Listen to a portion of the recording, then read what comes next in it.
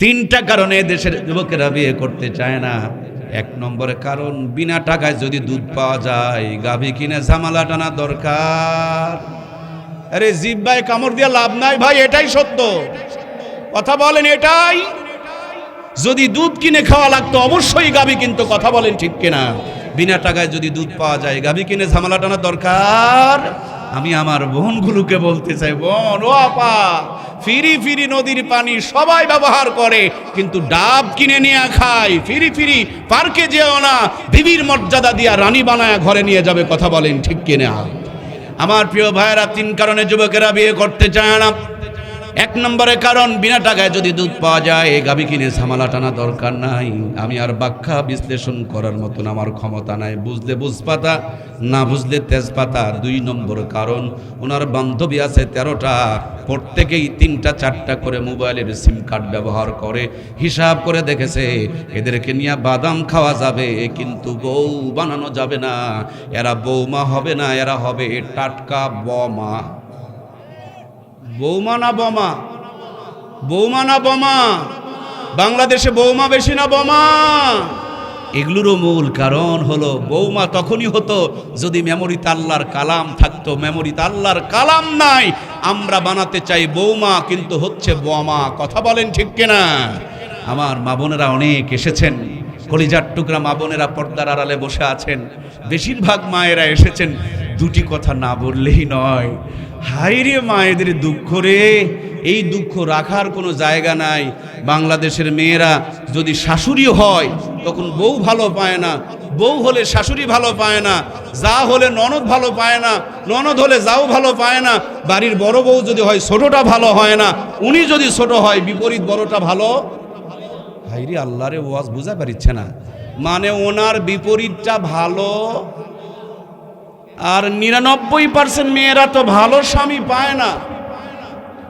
একটা মানুষ, খালি একটা মেয়ে মানুষ ভালো স্বামী পাইছে, বলবো মেয়েদের কাছে একটা ছেলে, একটা মেয়ে মানুষ ভালো স্বামী পাইছে, সেটা হলো তার ভাই। ওর ভাই ছাড়া দুনিয়াতে ভালো স্বামী আরো একটা থাকতে পারে, ওটা ওর বান্ধবীর স্বামী। 90% মেয়েদের কমন একটা ডায়লগ, আমি হয়ে তোমার ভাত খাচ্ছি, অন্য মেয়ে হলে কয় না রে আল্লাহ রে, কি এটা কি কমন ডায়লগ নয়? হায় হায়, কি যে এক দারুণ অবস্থা চলছে, এ কি চিজ হ্যায়। মেয়েদেরকে চিনা বড় কঠিন। এই জন্য সরকার কইছে মানুষ চিনতে পারবা 18 বছরে, কিন্তু বউ চিনবা 25 বছরে। কারণ মানুষ চিনা চাইতে বউ চিনা বড় কঠিন। এই জন্য সরকার কইছে 25-এ বিয়ে করা ভালো। কারণ সরকার দেশ চালাতে হলে পারে পাম দেওয়া লাগে না, বউ চালাতে গেলে কিন্তু পাম দেওয়া লাগে। ভাত দিবেন, কাপড় দিবেন, কিন্তু পাম না দিতে পারলে সংসারে ঠিক থাকবে না, অন্যদিকে পরকীরা লাইন ধরবে। এজন্য কিছু পারেন আর না পারেন খালি প্রশংসা করবেন, দেখবেন সাজুগুজে থাকবে, খাবার ভালো করে রান্না করবে, শ্বশুর বাড়ির থেকে হাদিয়া তোহফা আসবে। আমরাও কম খারাপ নয়, এই যে পামটুকু দেওয়া লাগবে এটুকু আমরা অনেকেই দিতে পারি না, খালি বিয়ের আগে পাম দেয় আর পার্কে যায়, বিয়ের পরে পাম দেওয়ার কোনো খবর নাই। এই জন্য আমাদের সংসারগুলোতে পরকীয়া আর অশান্তি ঢুকছে, কথা বলেন ঠিক কিনা? আমার প্রাণপ্রিয় ভাইয়ারা, এখানে বসে বসে অক্সিজেন গ্রহণ করছি, এই যে নিঃশ্বাসটা টানতেছি, নিঃশ্বাসটা গ্রহণ করছি।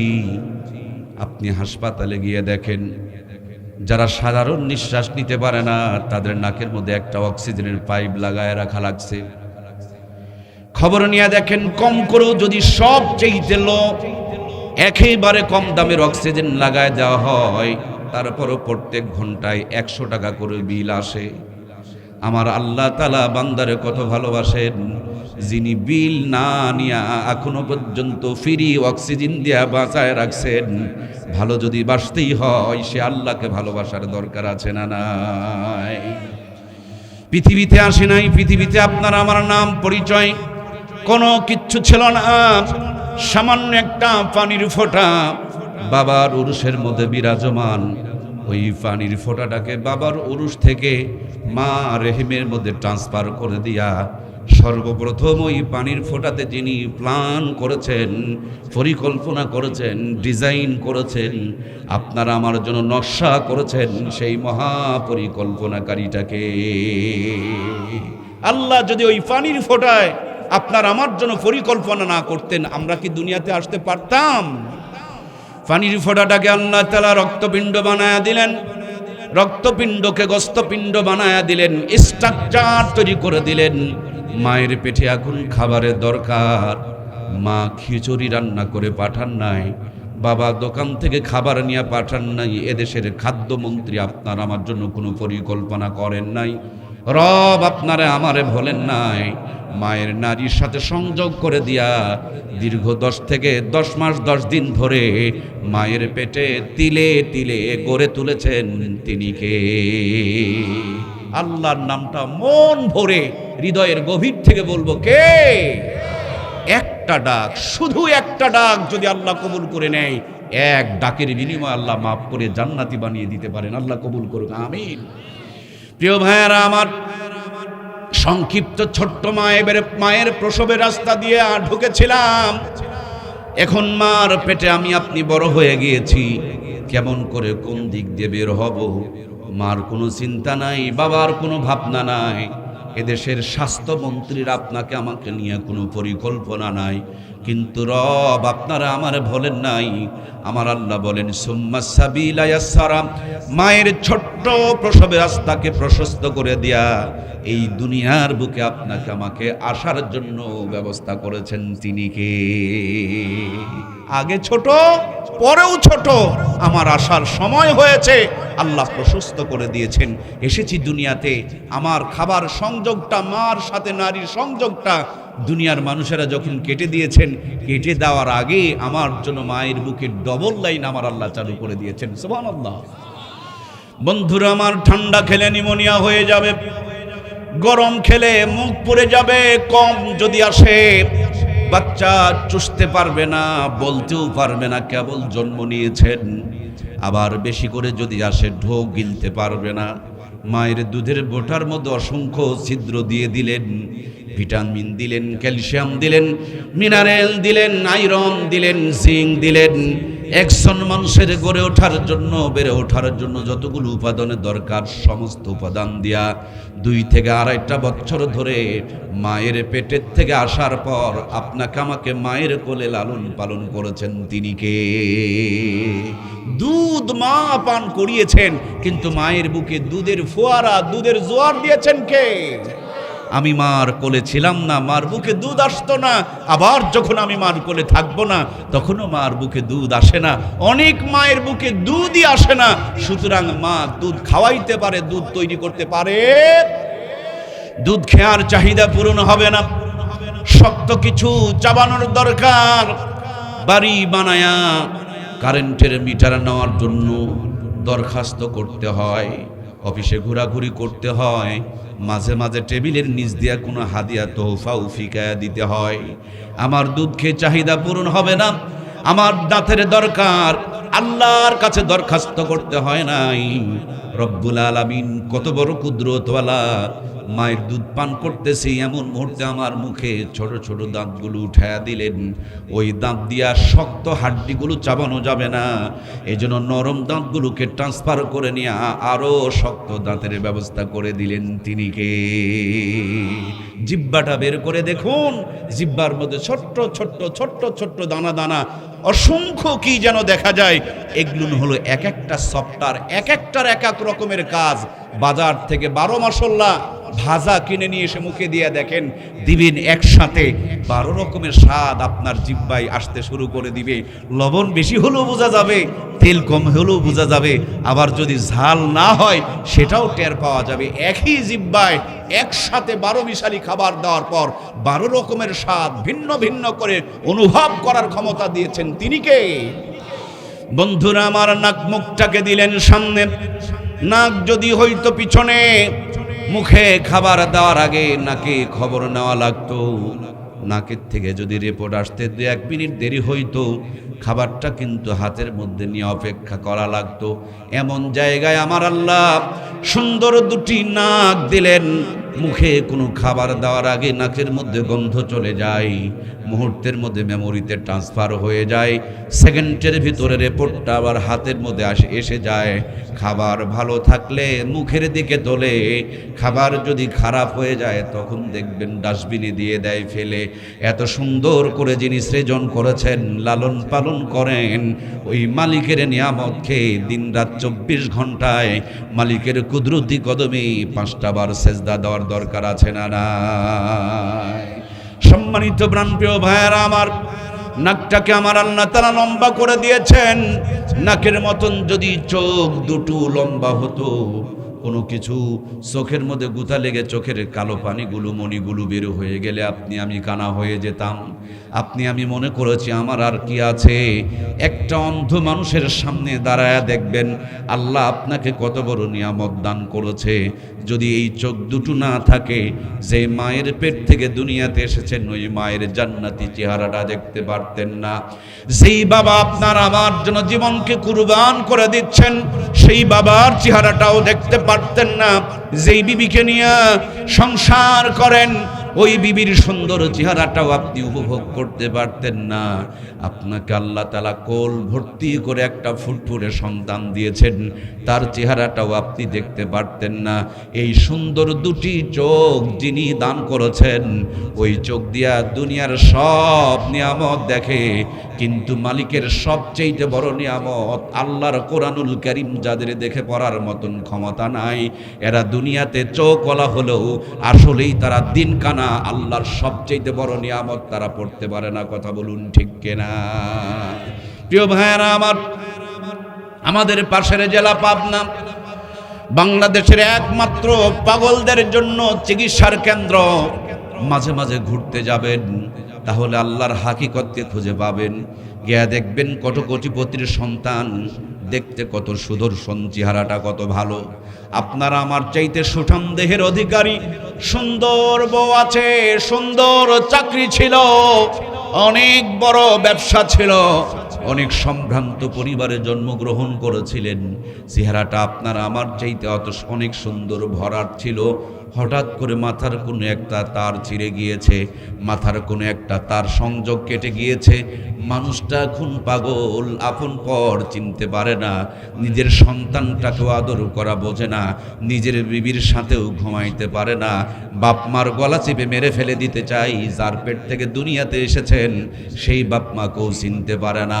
সব আছে, শুধু মাথার তারটা ছেঁড়া থাকার কারণে রাস্তার পাশে দাঁড়ায়া পলিথিন কুড়াই, বোতল কুড়াই, ভিজা কাপড় পরে নিজের শরীরে নিজের পায়খানা মেখে রাস্তার কিনারে দাঁড়িয়ে থাকে। আমার আল্লাহ সব দেওয়ার পর আপনার আমার ওই মাথার তারটাকে যদি ডিসকানেক্ট করে দিতেন, জয়পুরহাটের কোনো রাস্তার কিনারে আপনিও আমিও পাগলের মতন দাঁড়িয়ে থাকতাম। যে আল্লাহ এখনো পর্যন্ত পাগল বানায় নাই, ওই মালিকের দেওয়া মাথাটা মালিকের কুদরতি কদমে লাগানোর দরকার আছে না নাই? যারা পাগল নয়, এরা আল্লাহকে যারা সেজদা দেয় নাই, এদের চাইতে বড় নিমক হারাম দুনিয়াতে কেউ। যতজন কাপড় গায়ে দিয়ে আছেন, এই কাপড়গুলো চুরি করেছেন না কিনে নিয়ে এসেছেন?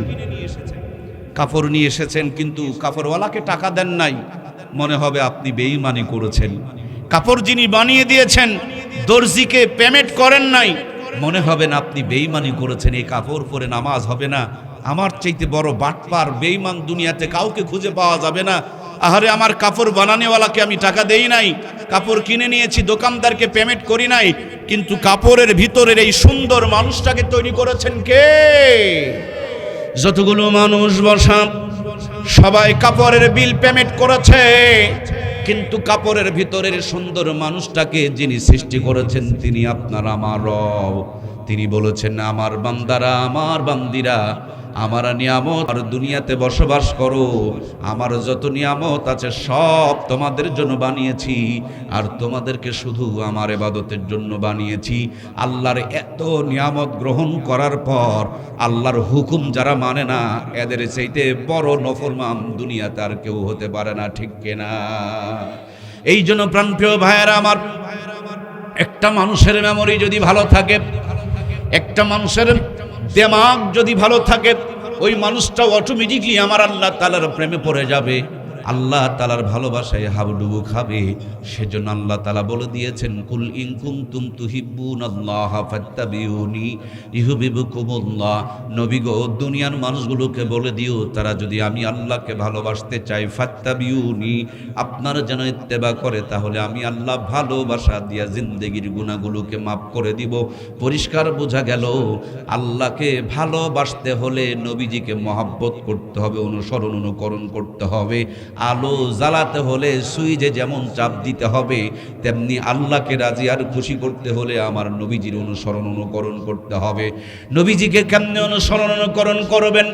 আজ থেকে ১৫০০ বছর পূর্বে আমার আপনার কলিজার টুকরা প্রিয় নবী মদিনার রওজাতে ঘুমানোর আগে আপনার আমার জন্য বলে গিয়েছেন, মান আহাব্বা সুন্নতি ফাকাদ আহাব্বানি ওয়া মান আহাব্বানি কানা মাই ফিল জান্নাহ। যেই ব্যক্তি আমার সুন্নতকে মহব্বত করলো, মদিনাওয়ালা বলেন, সে যেন আমাকেই মহব্বত করলো, আর যে আমাকে মহব্বত করলো, আল্লাহর হাবিব বলেন, আমার সঙ্গে জান্নাতে প্রবেশ করবে। সুবহানাল্লাহ হয়নি? জোরে বলুন সুবহানাল্লাহ। যদি ১০০ টাকা করে দেওয়া হয়, তাও দেখবেন ১০০ টাকার বিনিময়ে একটা সুবহানাল্লাহ অনেক কথা হতো, কিন্তু অনেক জোরে আওয়াজ হতো। নবীজি বলেছেন, আমার সুন্নতকে মহব্বত করা মানে আমাকে মহব্বত করা, আর যে আমাকে মহব্বত করবে আমার সঙ্গে জান্নাতে যাবে। সুবহানাল্লাহ। বন্ধুরা আমার, আমাদের একটু টাকা বেড়ে গেলে জয়পুরহাট ভালো লাগে না, বগুড়া চলে যায়, আর একটু যদি অবস্থা ভালো হয় তখন ঢাকা চলে যায়, আবার আরো একটু যদি অবস্থা ভালো হয় তখন বাংলাদেশ ভালো লাগে না, বিদেশে চলে যায়। নবীজির যাওয়ার পূর্বক্ষণে জিবরাইল আমিন এসে বলছেন, নবী গো, আপনার বিদায়ের পর আপনার দেহ মুবারককে আল্লাহ তাআলা আরশে আজিমের কাছে নিয়ে রাখতে চাই, এই ব্যাপারে আপনার মতামত কি? আল্লাহর হাবিব বলেন, জিবরিল রে, উম্মত থাকবে দুনিয়াতে আর আমি থাকবো আরশে আজিমে।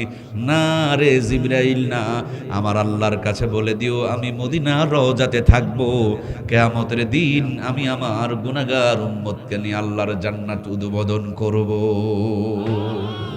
আমরা যখন আসছিলাম সময় একটু দেরি হয়ে গিয়েছিল।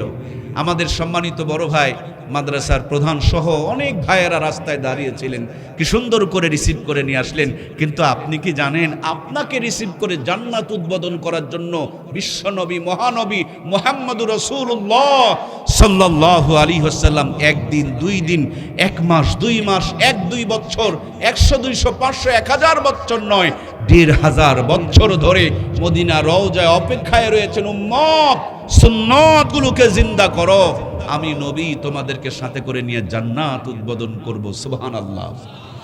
বন্ধুরা আমার, যিনি আওয়ামী লীগের আদর্শ মেনে চলে, এই লোকটাকে আওয়ামী লীগ বলে। বিএনপির আদর্শ যিনি মেনে চলে, সেই লোকটাকে বিএনপি বলে। এরশাদ চাচার আদর্শ যিনি মেনে চলে, ওই লোকটাকে মনে হয় জামাত ইসলাম বলে। একটু হা না বলা লাগবে ভাই, আমি ইচ্ছা করে এটা ভুল করছি যে আপনারা শুনতেছেন না। এরশাদ চাচার যিনি আদর্শ মেনে চলে, সেই লোকটাকে কি বলে বলেন? জাতীয় পার্টি বলে। আমার ভাইয়েরা, আওয়ামী লীগের মতামত তারে আওয়ামী লীগ, বিএনপির মতের সঙ্গে যাদের মত তার বিএনপি, জাতীয় পার্টির সাথে যার মত মিলে যায় ওইটা জাতীয় পার্টি, আর নবীর মতের সাথে যার মত এটা হলো নবীর উম্মত। নবীর মতে মত তাকে বলে নবীর উম্মত, নবীর মতের সাথে যার মত তাকে বলে নবীর, আমার সঙ্গে একটু বলুন, তাকে বলে নবীর। এই একটা কথা আপনাদেরকে দিতে এসেছে, মাত্র একটা কথা। নবীর মতে মত তাকে বলে নবীর, নবীর মতের সঙ্গে যার মত সে নবীর। আমরা বিশ্ব নবী মুহাম্মদুর রাসূলুল্লাহ সাল্লাল্লাহু আলাইহি ওয়াসাল্লামের মহব্বতের উম্মত। কে কে নবীজির খাঁটি উম্মত হতে চায়? দুটি হাত তুলে আমার আল্লাহকে দেখায়, লিল্লাহে তাকবীর। হাতগুলো এভাবে একটু নাড়া দেন। আরশ আজিম থেকে আমার রব দেখছেন, মদিনা রওজায় আল্লাহর হাবিবকে সম্প্রচার করে দেখানো হচ্ছে। ডান কাঁধ আর বাম কাঁধের ফেরেশতাগুলো ভিডিও করে রাখতেছে।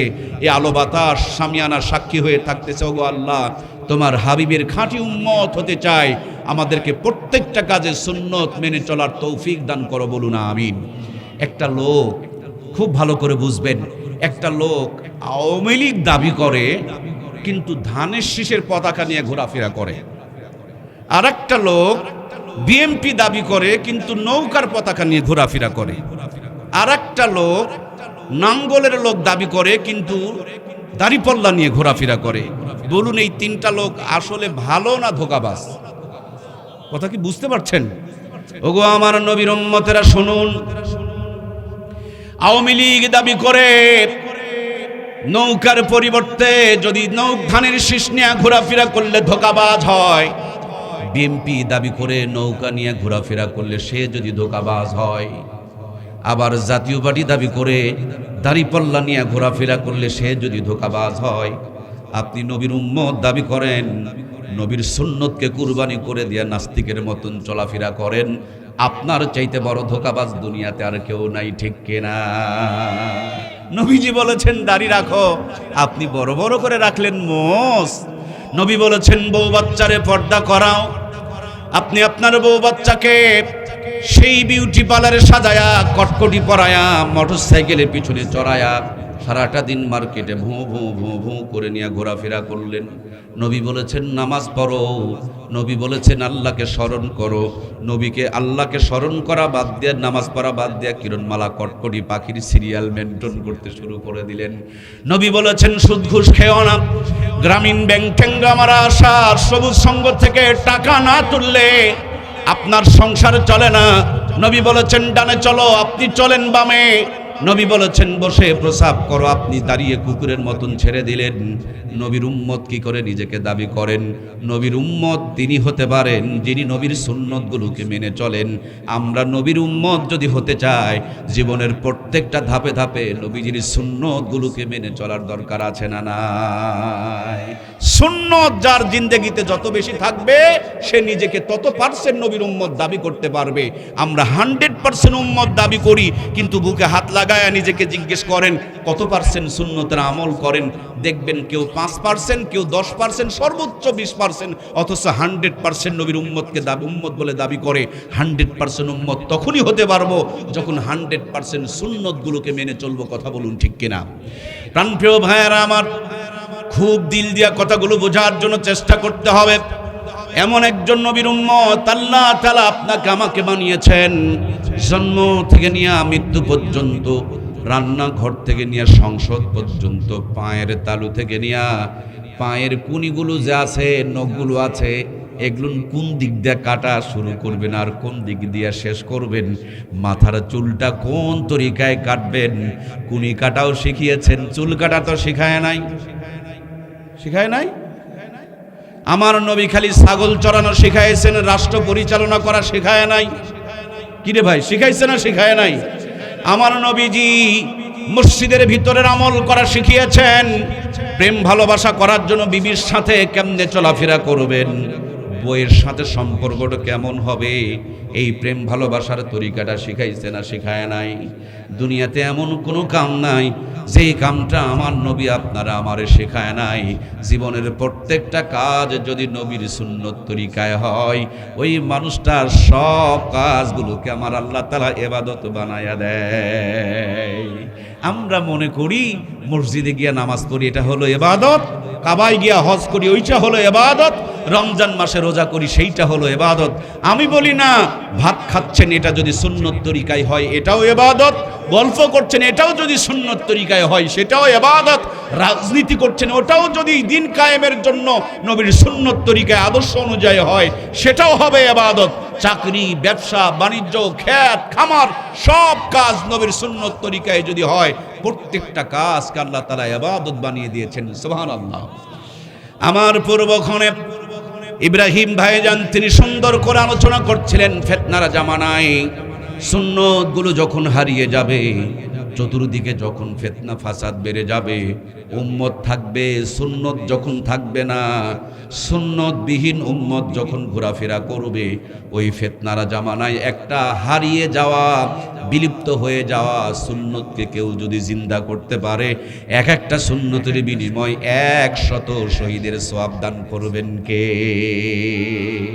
একটা সুন্নতের বিনিময় 100 শহীদের সওয়াব আমার আল্লাহ দান করবেন। সুবহানাল্লাহ। বন্ধুরা আমার, এই জন্য জীবনের প্রত্যেকটা পরতে পরতে নবীর সুন্নতের অনুসরণ অনুকরণ করতে হবে। একজন বাচ্চা জন্মগ্রহণ করেছেন, শুধু জন্ম দিলেই মা তোমার দায়িত্ব শেষ হয় নাই। ওগো বাবা, তুমি জন্ম দিয়েছ এই বলেই তোমার দায়িত্ব শেষ হয় নাই। জন্মের সাথে সাথে ওই সন্তানটাকে নবীর সুন্নত তরিকায় বাপ মার জন্য তুলে দেওয়ার দায়িত্ব আছে না নাই? একটা বাচ্চা জন্ম নিয়েছে, জন্মের পর ডান কানে আজান দাও, বাম কানে একামত দাও। কেন? এই কচি মেমোরিতে যখন আজান একামত ঢুকবে, মৃত্যুর আগ পর্যন্ত তার মেমোরিটা আজান একামতের উপরে লোড হয়ে থাকবে, সহজে কেউ তাকে নাস্তিক বানাইতে পারবে। সকাল বেলা কাঁচা একটা পেঁয়াজ খাবেন পান্তা ভাতের সাথে, দুপুরে বিরিয়ানি খাবেন, বৈকালে নাস্তা করবেন, সন্ধ্যাবেলা বড় করে একটা ঢিকুর তুলে দিয়ে দেখবেন আপনার ভিতর থেকে পেঁয়াজেরই গন্ধ বের হচ্ছে। এজন্য জন্মের পর ডান কানে আজান, বাম কানে একামত দেওয়া অত্যন্ত গুরুত্বপূর্ণ ম্যাটার। বর্তমান বেশিরভাগ বাচ্চাগুলোকে হাসপাতালে নিয়ে সিজার করে বের করা হয়, এত ব্যস্ত থাকে, আজান একামত আমাদের সন্তানের কপালে জোটে না। এই জন্য মুসলমানের ঘরে এখন নাস্তিক মার্কার সন্তান পয়দা হচ্ছে। কথা বলুন ঠিক কিনা?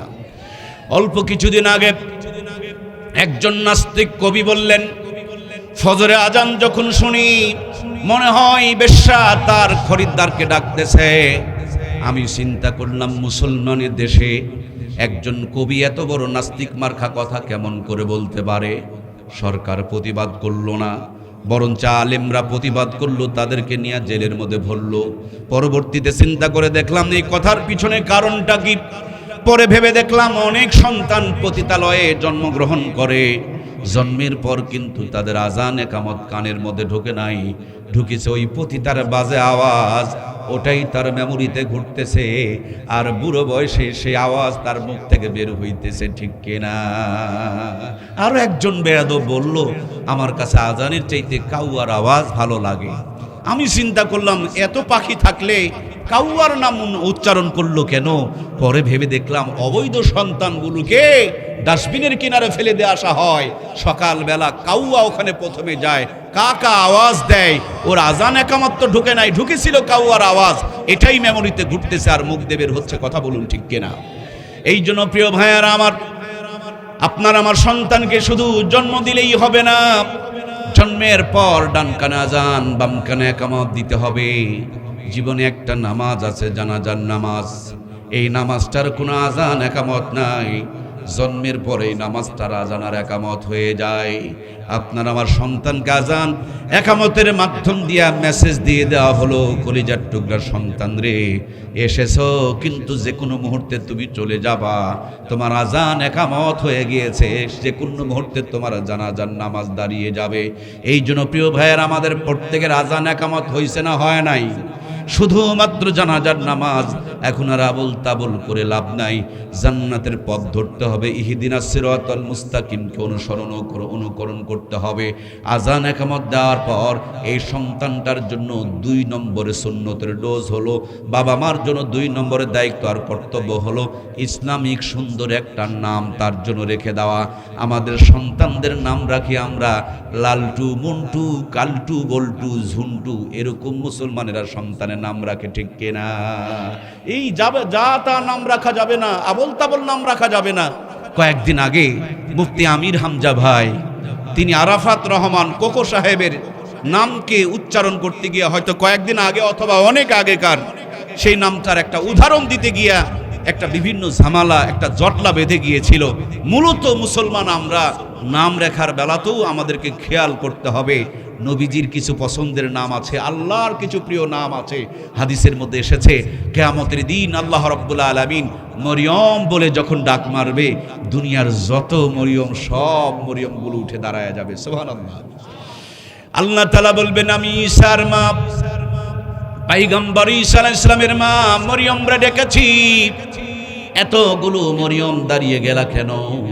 মরিয়মরা বলবে, আল্লাহ গো, দুনিয়াতে আপনার হুকুম সাথে সাথে মানতে পারি নাই, আজকে যখন তুমি ডাক মেরেছ, আমি তোমার বান্দি, আমি মনে করেছি তুমি আমাকেই ডাক মেরেছ, তার জন্য আমি উঠে দাঁড়ায় গিয়েছি। আল্লাহ তাআলা বলবেন, ওয়াবতাগু মিন ফাদলিহি ওয়াসিলা, আমি তোমার বান্দা বান্দিকে জান্নাত দেওয়ার জন্য ওসিলা তালাশ করব। তোমার বাবা, তোমার মা তোমার নামটা যখন রেখেছিল ঈসার মা মরিয়মের কথা চিন্তা করে রেখেছিল, তার মতন হবে তুমি, সেই স্বপ্ন নিয়ে তোমার নামটাকে রেখে দিয়েছিল। যা রে বান্দি যা, জিন্দেগির কোন আমল তোমার কবুল না হলেও এই নামের খাতিরে মাফ করে দিলাম, জান্নাতের মেহমান হয়ে যা। এই জন্য প্রিয় ভাইয়ারা আমার, আপনার আমার সন্তানের নামগুলোকে সুন্নতি নাম রাখবো, নবীদের সাথে মিল করে, অলিদের সাথে মিল করে, সাহাবীদের সাথে মিল করে, আল্লাহর প্রিয় নামের সাথে মিল করে করে রেখে দিব। আল্লাহর কাছে পছন্দের নাম হলো আব্দুল্লাহ, আল্লাহর কাছে প্রিয় নাম হলো আব্দুর রহমান। আপনি আপনার সন্তানের নাম রেখেছেন আব্দুল্লাহ। আব্দুল্লাহ মানে আল্লাহর বান্দা, আল্লাহর গোলাম। বাবা বলে আব্দুল্লাহ, মায়ে বলে আব্দুল্লাহ, দাদাই বলে আব্দুল্লাহ, ওস্তাদে বলে আব্দুল্লাহ। আল্লাহর গোলাম, আল্লাহর গোলাম, আল্লাহর গোলাম যখন তাকে বারবার ইঙ্গিত করে ডাকা হয়, বারবার ডাকার কারণে এই শব্দটার প্রভাবে একদিন ওই আব্দুল্লাহকে আল্লাহর গোলাম আল্লাহ বানায়া দেয়। এই জন্য নাম ভালো রাখা বড় জরুরি। আমাদের নামগুলো যেন ইসলামিক হয়। বাবা মা, আপনি খালি জন্ম দিলেই সন্তানের বাপ মা হতে পারেন না। মানুষের পেট থেকে জন্ম নিলে সব মানুষ হয় না। গরুর পেট থেকে জন্ম নিলে গরুই হয়, ছাগলের পেট থেকে জন্ম নিলে ছাগলই হয়, কিন্তু মানুষের পেট থেকে জন্ম নেওয়ার পর মানুষও হয়, অমানুষও কিরে ভাই, অমানুষ হয় না। প্রিয় ভাইয়ারা আমার, অল্প কিছুদিন আগে গাইবান্ধায় 57 বছরের একজন বৃদ্ধা মানুষকে মাঠের মধ্যে নিয়ে, 70 বছরের একজন বৃদ্ধা মহিলাকে মাঠের মধ্যে নিয়ে ধর্ষণ করলো। এদেরকে দেখতে মানুষের মতন দেখা যায়, কিন্তু মানুষ বলা যায়। এই তো আপনার আমার পাশের জেলা বগুড়ার আদমদিঘিতে বাবা তার মেয়েকে ধর্ষণ করেছে, সেটাকেও দেখতে মানুষের মতন দেখা যায়, কিন্তু আসলে তাদেরকে মানুষ বলা যায়। 57টা সেনা অফিসারকে যারা মেরেছিল, ওরাও দেখতে মানুষের মতন ছিল, কিন্তু তাদেরকে মানুষ বলা যাবে? আমার ভাইয়ারা, ওসমান, শহীদ ওসমান হাদিকে যিনারা মেরেছেন, তারাও দেখতে মানুষের মতন ছিল। অরিজিনালে এত বড় একটা দেশপ্রেমিককে যারা মেরে ফেলে দিয়েছে, তাদেরকে কিন্তু মানুষ বলা যায় না। বর্তমানে মানুষের পেটে জন্ম নেওয়ার পর মানুষের চাইতে অমানুষের সংখ্যা কম না বেশি? এই জন্য আপনার আমার সন্তানটা মানুষের পেট থেকে জন্ম নিলেই হবে না, এটা যেন প্রকৃত মানুষ হয়, এটা যেন সত্যিকারের মানুষ হয়। এই জন্য মানুষকে যিনি বানিয়েছেন, মানুষকে সত্যিকারের মানুষ বানানোর জন্য একটা কিতাবও তিনি নাজিল করেছেন। সুবহানাল্লাহ বলেন। বন্ধুরা আমার, খুব খেয়াল করে একটু আমার দিকে দেখুন। জয়পুরহাটের কেন্দ্র মসজিদ মার্কেট থেকে যত দামি মোবাইল ফোন কেনেন না কেন, মোবাইল ফোন কিনলেই কথা হবে না। এই মোবাইল ফোনে ছোট্ট একটা জিনিস ঢুকাইতে হয়, তার নাম হলো সিম কার্ড। কথা কি বুঝতে পারছেন আপনারা? গ্রামীণের সিম কার্ড ঢুকালে কি বাংলা লিংকের নেটওয়ার্ক পায়? গ্রামীণেরটা ঢুকালে গ্রামীণেরটা নেটওয়ার্ক পায়। বাজারে গেলেও গ্রামীণের পাবে, মসজিদে গেলেও গ্রামীণে পাবে, মার্কেটে গেলেও গ্রামীণের নেটওয়ার্ক পাবে। এই জন্য জান্নাতের যেন নেটওয়ার্ক পায়, এই জন্য জান্নাতি একটা কিতাব আমার আল্লাহ তাআলা দান করে দিয়েছেন। কোরআন যখন নাজিল হয়, প্রথমে এই কিতাবটাকে ডাউনলোড করে নেওয়ার জন্য আল্লাহ তাআলা ঘোষণা করেছেন, ইকরা বিসমি রব্বিকাল্লাযী খালাক। মোবাইল কিনে যেমন প্রথমে সিম কার্ড ঢুকাতে হয়, আল্লাহ বলেছেন মানুষ সবার আগে আল্লাহর নামের পড়াটা পড়ে ইমানদার বানাতে হয়। আপনার আমার সন্তানের মেমোরিতে যদি কোরআন ঢুকিয়ে দিতে পারি, নবীর সুন্নতের আদর্শগুলো সেটিং আর ফিটিং করে দিতে পারি, ওই সন্তানকে কেউ সহজে নাস্তিক বেঈমান বানাইতে পারবে না, ঠিক কিনা? আমাদের বাচ্চাগুলো যখন জন্মগ্রহণ করে, জন্মের পর আমরা আমাদের কলিজার টুকরা বাচ্চাগুলোকে 6টা টিকা দেওয়া হয়, যত্ন সহকারে 6টা টিকা দেওয়া হয়। কয়টা প্রিয় ভাইয়েরা বলেন না? 6টা টিকা দেওয়া হয়। এই টিকা দেওয়ার জন্য টিকা কেন্দ্রে নিতে হয়। টিকা দিলে বাচ্চাদের শরীরটা নীল হয়ে যায়, শরীরে জ্বর চলে আসে। মায়ে যখন একা পারে না, নানিকে ডেকে নেয়, নানি যদি না থাকে খালাকে ডেকে নেয়, খালাও যদি না থাকে বাবাকে সাথে নেয়। বাচ্চাকে যখন টিকা দেওয়া হয়, বাচ্চা চিৎকার শুরু করে, কান্নাকাটি শুরু করে দেয়। তখন দেখবেন ডাক্তারের 14 গোষ্ঠী তুলে গালি দেয়, ডাক্তার কিন্তু রাগ করে না, বরঞ্চ খেলার ছলে ইঞ্জেকশনটা ফুরায়া দেয়। এই দুনিয়ার মধ্যে আলেমদের দিকে তাকায় দেখবেন, ওই ডাক্তার যেমন জানে, বাচ্চাটা যদি বুঝতো তাহলে আমাকে গালি না দিয়ে আমার কপালে চুমু খেত, কারণ আমি এই টিকা দেওয়ার কারণে মৃত্যুর আগ পর্যন্ত 6টা রোগ থেকে তিনি নিরাপদ হয়ে যাবেন। এইটা বোঝে না, তার জন্য গালি দেয়। আজকে অনেক আলেমদের চাকরি চলে যায়, অনেক আলেমদেরকে মারা হয়, খুন করা হয়, জেলে ঢুকানো হয়। তারপর বা সুদ থেকে বাঁচার জন্য, ঘুষ থেকে বাঁচার জন্য, বেপরদা থেকে বাঁচার জন্য, জেনার থেকে বাঁচার জন্য, দুর্নীতি থেকে বাঁচার জন্য বলে, কারণ ডাক্তার জানে এই টিকা দিলে যেমন রোগ হবে না। আলেমরা দেখতে পায় এরা যে গুনাহ করছে, এরা জান্নাতে যেতে পারবে না, জাহান্নামে জ্বলবে। জাহান্নাম থেকে বাঁচানোর জন্য আলেমরা পিটন খায়, জেলে যায়, জীবন হারায়, তারপরও জাতিকে জাহান্নাম থেকে বাঁচাইতে চায়, ঠিক কিনা? ছোট্ট বাচ্চাকে 6টা টিকা দিলেন কেন? মৃত্যুর আগ পর্যন্ত 6টা রোগ থেকে যেন নিরাপদ হয়ে যায়। আপনার সন্তানকে রোগ থেকে বাঁচানোর জন্য যদি টিকা দিতে পারেন, জাহান্নাম থেকে বাঁচানোর জন্য আল্লাহর কোরআনের শিক্ষা দেওয়ার দরকার আছে না নাই? কথা বলতে হবে, আছে না নাই? কথাটা বুঝতে পেরেছেন না পারেন নাই? কারা কারা পেরেছেন এখন দুটি হাত তুলে আল্লাহকে দেখান। রোগ থেকে বাঁচার জন্য টিকা দিতে হবে, হাত নামায়েন না, হাত নামাবেন না। কোরআনের সঙ্গে হাতের ছবি উঠে থাকুক, সাক্ষী হয়ে থাকুক। রোগ থেকে বাঁচার জন্য যেমন টিকা দিতে হবে, জাহান্নাম থেকে বাঁচার জন্য তেমনি কোরআনের শিক্ষা দিতে দিতে, আর একবার বলুন দিতে। এখন হাত নামান। আজকে আপনাদেরকে হিসাব দিয়ে যাওয়া লাগবে। সবাই তো সন্তানকে টিকা দেওয়াইছেন, কিন্তু সকলকে কেন কোরআনের শিক্ষা দেওয়ার নাই? দিলেন না কেন? রোগ থেকে বাঁচা জরুরি, জাহান্নাম থেকে বাঁচা কি জরুরি নয়? যেই বাবা মা সন্তানকে টিকা দেওয়াইছে, কোরআনের শিক্ষা দেওয়ায় নাই, এই বাবা মা শুধু বাবা মা না, এরা হলো আল্লাহর সঙ্গে দুশ্মনী করা এক বাবা মা নামক কলঙ্ক। কথা বলুন ঠিক কিনা? তুমি আমাকে দুনিয়া থেকে রোগ থেকে বাঁচালে, জাহান্নাম থেকে কেন বাঁচাইলে না? কি অপরাধ করেছিলাম আমি? আমাকে রোগ থেকে বাঁচিয়েছো, জাহান্নাম থেকে বাঁচাও নাই কেন? কিয়ামতের দিনে এই বাপমাগুলোকে জালেমের কাতারে দাঁড়াতে হবে। প্রত্যেকটা বাবা মাকে পাই টু পাই হিসাব দিয়ে পার হতে হবে, কোনো সুযোগ নাই। যদি ক্ষমতা থাকে, কলিজায় পাওয়ার থাকে, আমার সামনে দাঁড়ায়া, আল্লাহর সামনে তো হিসাব পরের কথা, আমার সামনে আগে হিসাবটা দিয়ে যান। রোগ থেকে বাঁচার জন্য টিকা দিবেন, আর জাহান্নাম থেকে বাঁচার জন্য কোরআনের শিক্ষা দেবেন না, এটা বাবা মা নয়, বাবা মা নামে কলঙ্ক আর অভিশাপ। কথা বলেন ঠিক কিনা? আমার সম্মানিত প্রিয় ভাইয়েরা, সবার আগে সর্বপ্রথম আমরা আমাদের সন্তানগুলোকে ইমানদার বানাবো ইনশাআল্লাহ। বন্ধুরা আমার ছোট্ট বাচ্চাটার বয়স প্রায় 1 বছর কয়েকদিন পার হয়েছে। আমার বিবি বাচ্চাটারে টিকা দিতে নিয়ে যাবে। আমি জানি মস্কারি করছি যে একটু পরে দিলে কি হয় না, বয়স 10-12 বছর হোক, তারপরে টিকাটা দিয়ে নিব। বুঝতে কি পারছেন আপনারা? উনি এসে বলে, আরে ছোটতেই দিতে হয়। আমি বললাম বড় দিলে সমস্যা কি? বলে না, ছোটতেই দিতে হয়। আমি বলছি যে আসে বড় দিলে সমস্যাটা কি? বড় হোক, এখন টিকা দিলে তো জ্বর হবে। কি ভাই, ছোট বাচ্চাদের জ্বর হয় না? ও বেচারি টিকা দিতে যাওয়ার আগে জ্বরের ঔষধ কিনে নিছে। জ্বর হবে মানে জানে, আর আসার সময় কান্নাকাটি করবে এটাও জানে। তারপরও বাচ্চাকে কান্না করার জন্য, এই ছোট বাচ্চাটাকে কান্না করার জন্য টিকা কেন্দ্রে নিয়ে যাচ্ছে। বড় হলে দেন, 10 বছরে দেন, 12 বছরে দেন, না ছোট্টতে দিতে হবে কেন? এই কচি বডিতে, নরম শরীরে, কেবল দুনিয়াতে এসেছে, এই রক্তের সাথে মিশে গিয়ে এমন এক ইমিউনিটি তৈরি করবে, মেজারমেন্ট তৈরি করবে, শরীরের মধ্যে এমন একটা পাওয়ার, এমন একটা শক্তি পয়দা করে দিবে, 6টা রোগ আক্রমণ করতে আসলেও ঘায়েল করতে পারবে না।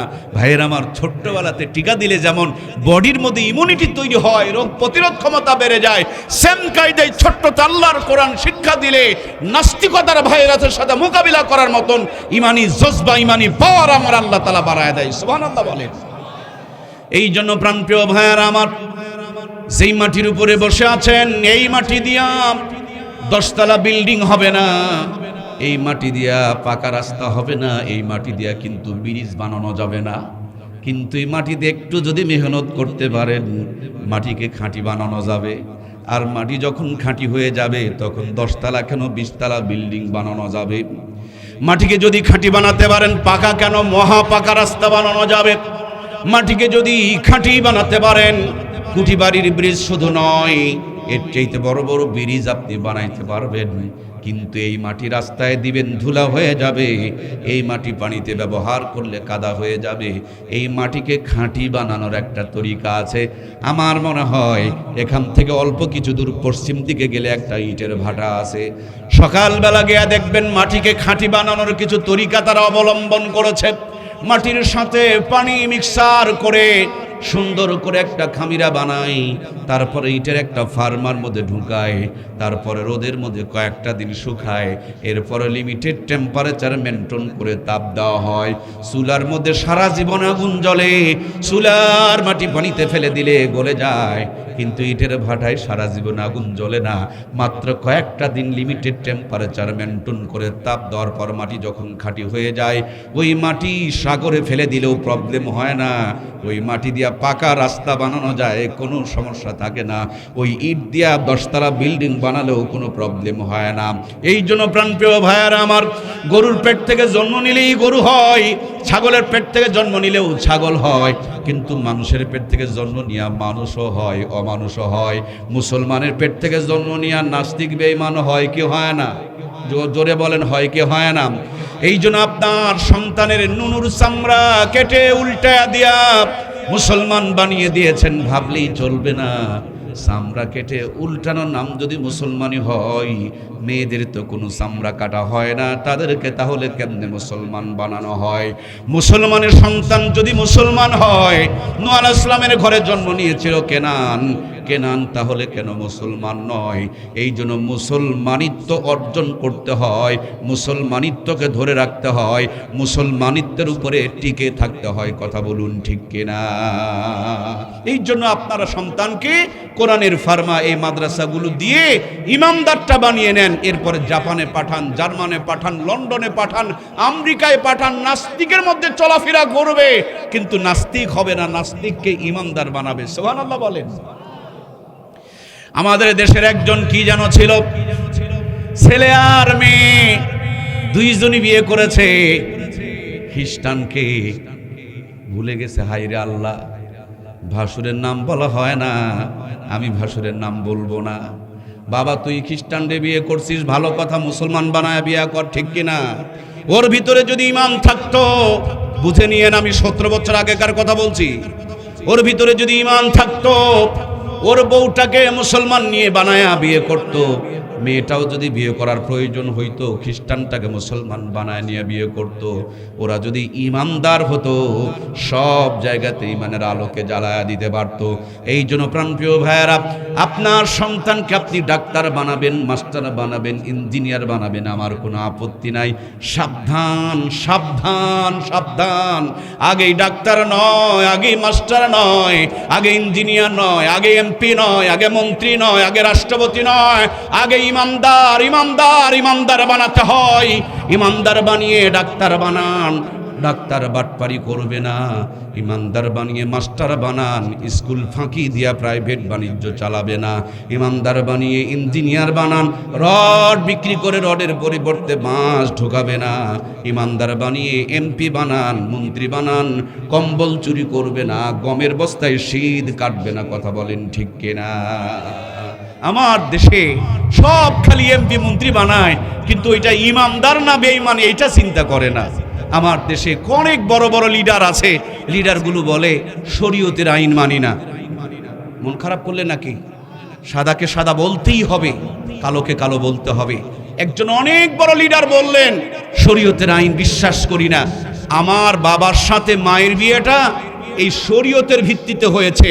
আজকে যদি আমি শরীয়তকে অস্বীকার করি, আমার বাবা মার বিবাহ বিচ্ছেদ হয়ে যাবে, আমি টাটকা একটা হারামজাদা হয়ে যাব, টাটকা একটা জারজ হয়ে যাব। এক্ষুনি যদি এখানে এসে বলি যে আমি শরীয়তকে বিশ্বাস করি না, আমার বউ তালাক হয়ে যাবে। আমার বউয়ের সাথে যখন বিয়ে পড়ানো হয়, তখন কিন্তু ইমাম সাহেব বলছে ইসলামী শরীয়ত অনুযায়ী আপনার সাথে শুভ বিবাহ দিলাম। সেই শরীয়তকে অস্বীকার করলে সাথে সাথে বউ তালাক হয়ে যায়। সন্তানগুলো জারজ হয়ে যায়, হারামজাদা হয়ে যায়। কথা বলেন ঠিক কিনা?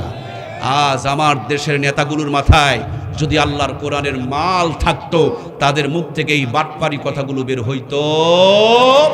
এরা অনুতপ্ত হয় না, মানুষ আবার তাদের পিছনে লাফায় বেড়ায়, মানুষ আবার তাদের পিছনে ঝাঁপায়া বেড়ায়।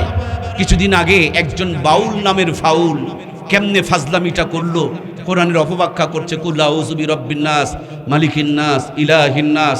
নাস মানে মানুষ, আর বেয়াদবে বলে নাস মানে বলে নাসানাসি। নাউজুবিল্লাহ বলবেন না? আল্লাহ খালি নাকি নাস্তেই বলেছে আর নাস্তেই বলেছে আর নাস্তেই বলেছে। আল্লাহর কালামের যারা অপব্যাখ্যা করে, বলুন তার ভিতরে কি ঈমান থাকতে পারে? ওই লোকটাকে ধরে যখন জেলে নেওয়া হলো, আমার দেশের সুশীলেরা রাস্তায় দাঁড়িয়ে গেল। তার মানে একজন বেঈমানকে সাপোর্ট যারা করলো, বলুন তাদের কি ঈমান থাকলো? আমার প্রিয় ভাইয়ের, আল্লাহর নবী বলেছেন কিয়ামতের পূর্বে এমন সময় আসবে, সকালবেলা মানুষ বাড়ির থেকে ঈমান নিয়ে বের হবে, সন্ধ্যাবেলা বেঈমান হয়ে ফিরবে। হাতের মধ্যে জ্বলন্ত আগুনের টুকরা নিয়ে থাকা সহজ হবে, তার চাইতে বড় কঠিন হবে ঈমানের উপরে টিকে থাকা। আমার মনে হয় বর্তমান সময়ে এরকম একটা অবস্থা চালু হয়ে গেছে, ঠিক কিনা?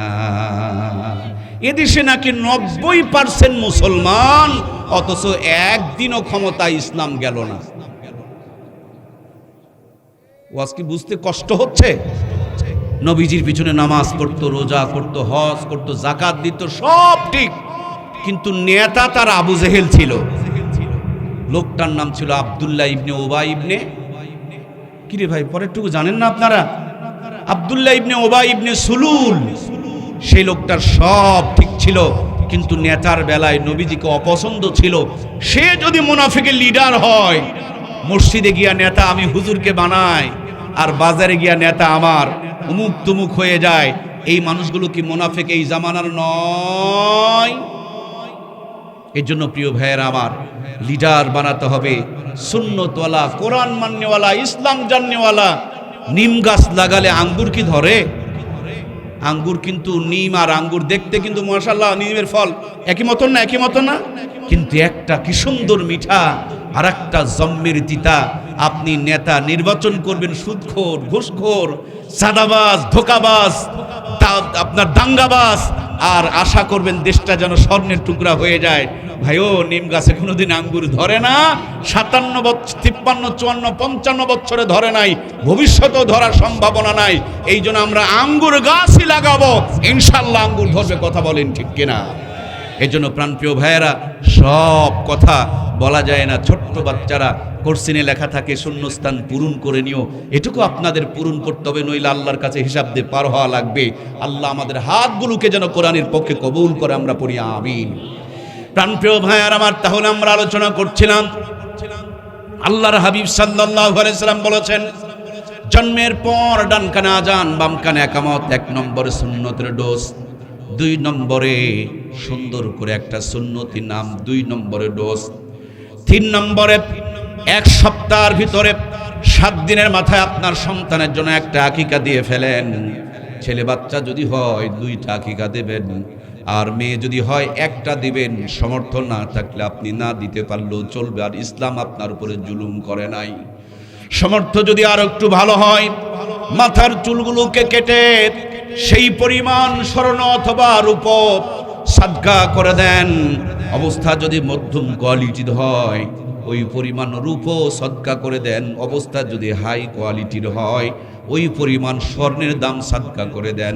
আপনার আমার সন্তানের জীবনটাকে নিরাপদ এবং বরকতময় বানায়া দিবেন কে? এরপরে বাচ্চারা যখন বড় হবে, আপনার আমার সন্তানটা যখন খেতে শিখবে, এই সন্তানকে প্রথম খাবারটা কোনো একজন হক্কানি আল্লাহওয়ালার জবান থেকে খাওয়ায় নিবেন। নবীজির জামানায় সাহাবায়ে কেরাম রাদিয়াল্লাহু তাআলা আনহুদের সন্তান যখন ভূমিষ্ঠ হতো, আল্লাহর হাবিব সাল্লাল্লাহু আলাইহি ওয়াসাল্লামের কাছে নিয়ে যাওয়া হতো।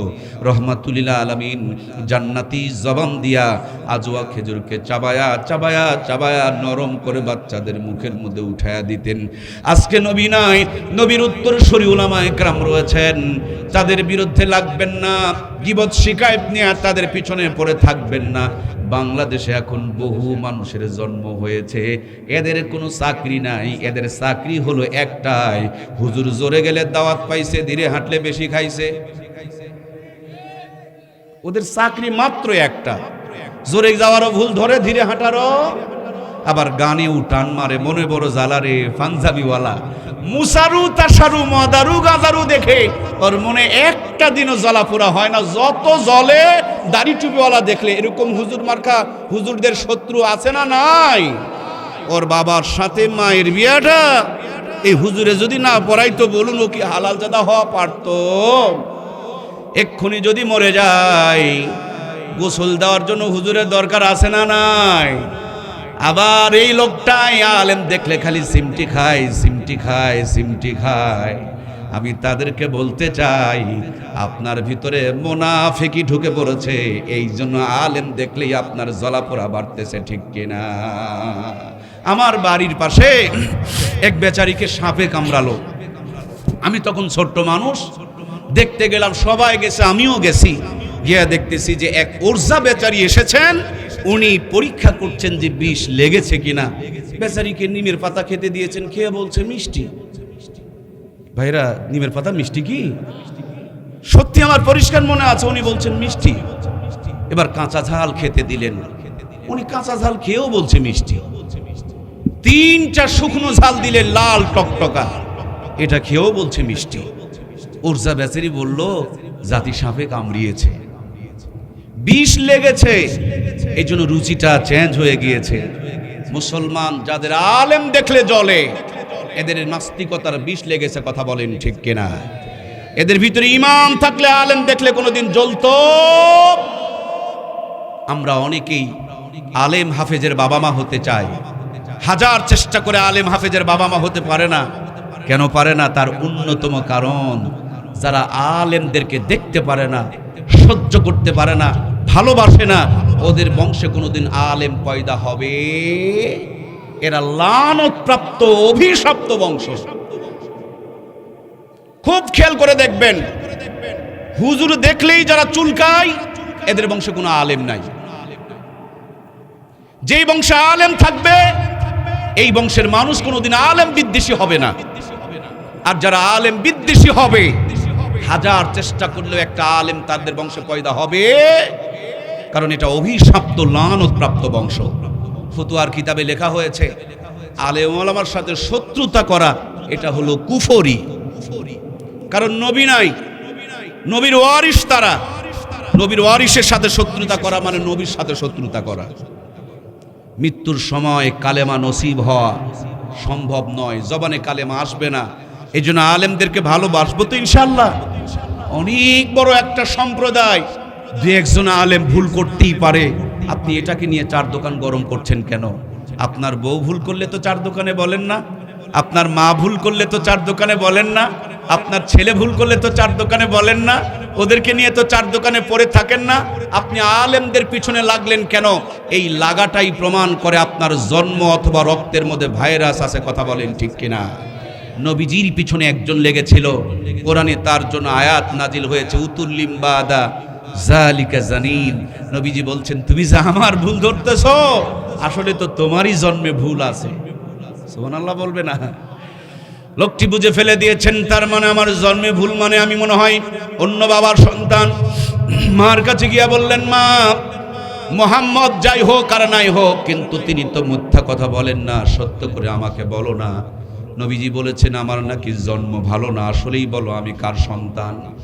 মায়ে 2টা কথা বলেছেন, রিওয়ায়াতের মধ্যে 2টা কথা এসেছেন। একটা হলো তোমার বাবার বন্ধুদের সাথে আকাম কুকাম করে আমার জন্ম হয়েছে। 2 নম্বরে আরেকটা রিওয়ায়াত এসেছে, আমাদের বাড়ির উটের রাখালের সাথে আকাম কুকাম করে তোমার জন্ম হয়েছে। আলেম বিদ্বেষী যারা হয়, চোখ বন্ধ করে খবর নিয়ে দেখেন, এদের জন্মে ভেজাল থাকার সম্ভাবনা রয়ে যায়, ঠিক কিনা? 4 দোকানে গিয়ে আলেমদের বিরুদ্ধে বলছেন মানে আপনি যে জারজ এটা প্রমাণ করছেন।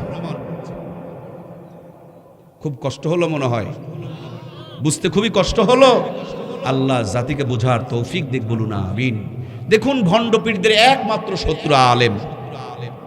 যত দুনিয়াতে খারাপ মানুষ আছে সবার শত্রু আলেম। কেন? আলেমরা সবার শত্রু কেন?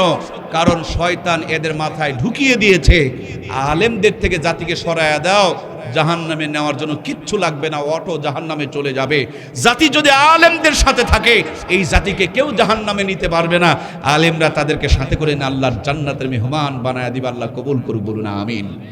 সম্মানিত প্রাণপ্রিয় ভাইয়েরা আমার, এই জন্য আপনার সন্তান যখন খেতে শিখবে হক্কানি কোনো আলেমের কাছে নিয়ে যাবেন, যারা গীবত করে না, শিকায়েত করে না, হারাম খায় না, মিথ্যা কথা বলে না, চগলখড়ি করে না, যারা কোরআনের তেলাওয়াত করে, সত্য কথা বলে, হক কথা বলে, এরকম বুজুর্গ আল্লাহওয়ালা একজন আলেমের কাছে যদি আপনি আপনার সন্তানের জবানটাকে উদ্বোধন করে নিতে পারেন, জীবন চলে যাবে। ওই জবান দিয়ে কোনো নাস্তিক মার্কা কথা কোনোদিন বের হবে না। সুবহানাল্লাহ। এরপরে সন্তানটা যখন বড় হতেই থাকবে, এই সন্তানকে আপনি ডাক্তার, মাস্টার, ইঞ্জিনিয়ার বানানোর স্বপ্ন দেখবেন, কিন্তু সাবধান বন্ধু, আগে শুধু একটু ইমানদারটা বানায় নিবেন। ইমানদার বানিয়ে নিয়ে এবার ডাক্তার বানান। ডাক্তার আর বাটপারি করবে না, ইমানদার বানিয়ে নিয়ে মাস্টার বানান। মাস্টার আর চিটারি করবে না। যদি আমার কথা বুঝতে না পারেন, আগামীকাল সকালবেলা সদর হাসপাতালে গিয়ে দেখবেন বড় বড় ডাক্তার বসে আছে, কানে শোনে না, চোখে দেখে না, কলমেও লেখে। ডানে বামে কিছু লোক বসে আছে, স্লিপ ধরায়া দিবে। বৈকাল বেলা 500 টাকা ভিজিট দিয়া যখন যাবেন, যেই ডাক্তার বোকার মতন বসেছিল ওইটাই আব্বা আব্বা বলে ডাকাডাকি শুরু করবে, ঠিক কিনা? আমরা জানি যে মানুষটার টেম্পারেচার বেড়ে গেছে মানে জ্বর, নাক দিয়ে পানি পড়ছে মানে সর্দি, চোখ হলুদ হয়ে গিয়েছে মানে জন্ডিস হয়েছে। এই বেচারি দেশে পড়েছে, বিদেশে পড়েছে, এত দিন চাকরি করতেছে, ডাক্তারি করছে, কিন্তু এই ছোট্ট সর্দি জ্বর নিয়ে গেলেও দেখবেন 12টা-13টা পরীক্ষা দেয়। এরকম বাটপাড়া আছে না নাই? প্রাণপ্রিয় ভাইয়ার আমার, 3টা ঔষধ দিলে চলবে। ঔষধ লেখে 15টা, যে কলম দিয়া লেখে ওটাও ঔষধ কোম্পানির কলম। কি কি লিখেছে রেকর্ডিং হয়ে রয়েছে।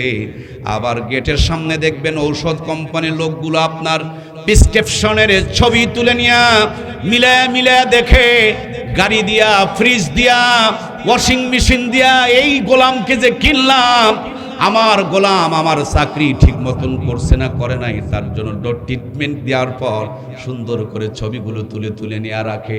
আমরা বানাইলাম ডাক্তার, কিন্তু আমার শখের ডাক্তার কেন হয়ে গেল বাটপার? এর পিছনে মূল কারণ, ডাক্তার বানানোর আগে ইমানদার বানানোর দরকার ছিল। ইমানদার ডাক্তার জাতির এইভাবে সর্বনাশ করতে পারতো না। কথা বলুন ঠিক কিনা? ডাক্তার এখনো আছে, অনেক ডাক্তার আছে যারা এই বাটপারিগুলো করে না। কিন্তু সত্যি করে বলেন তো দেখি, ডাক্তার বেশি না বাটপার বেশি? আমার বাংলার জমিনে বহু ইঞ্জিনিয়ার আছে, রডগুলো বিক্রি করে দেয়, রডের পরিবর্তে বাঁশ ঢুকায়। বাঁশ দেনেওয়ালা ইঞ্জিনিয়ার তো বাংলাদেশে নাই। ইঞ্জিনিয়ারে বাঁশ ঢুকায়।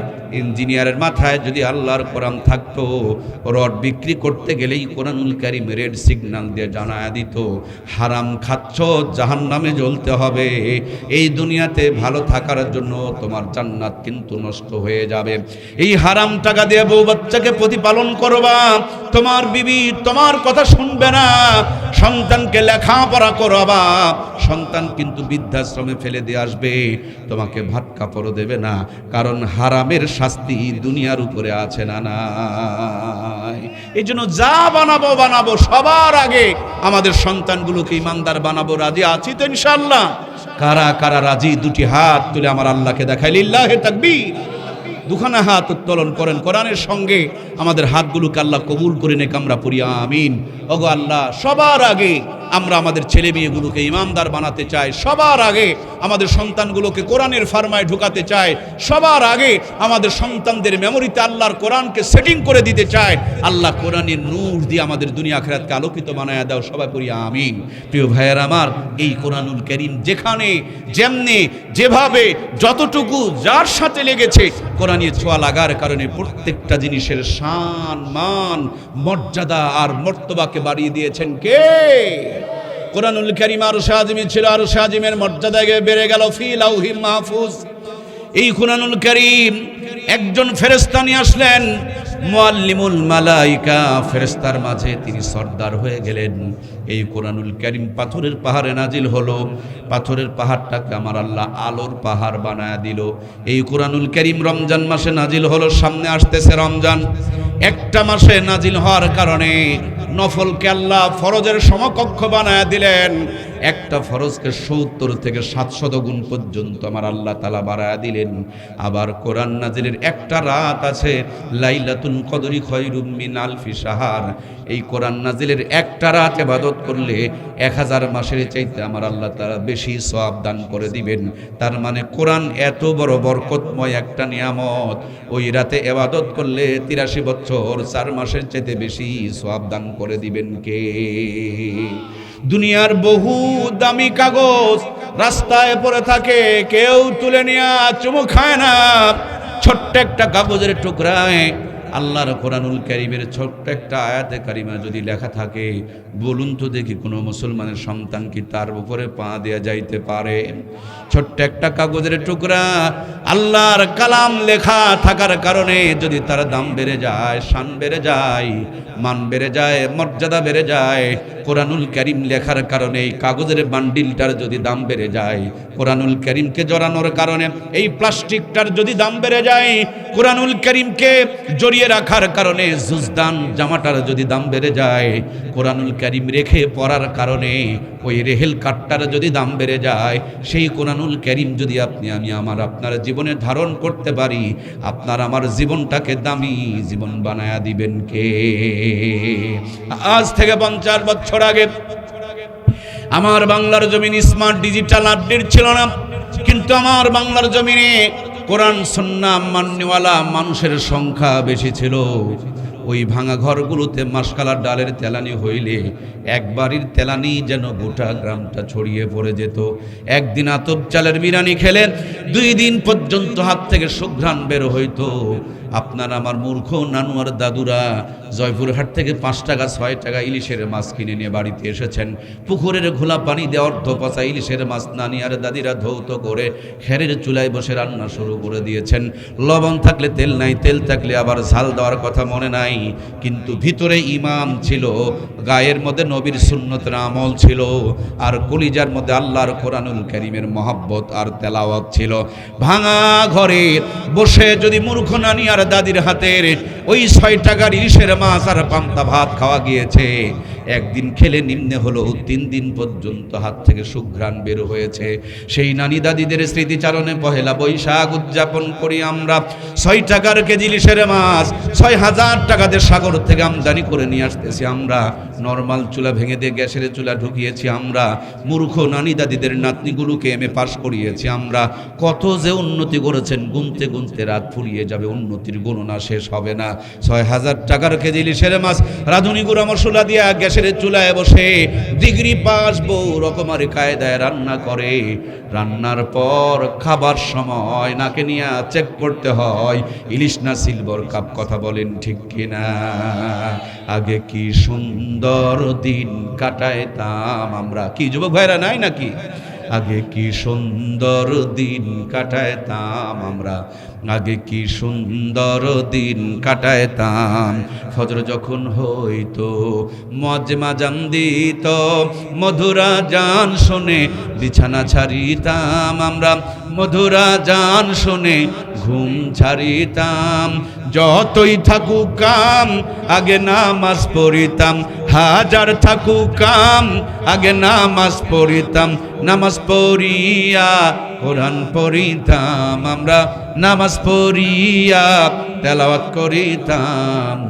আগে কি সুন্দর দিন কাটাইতাম আমরা, আগে কি সুন্দর দিন কাটাইতাম। জোরে বলুন মারহাবা। শুধুমাত্র কোরআন সুন্নাহ থেকে জাতি দূরে সরে চলে গেছে, রহমতের পরিবর্তে অশান্তির আগুন জ্বলছে। কথা বলুন ঠিক কিনা?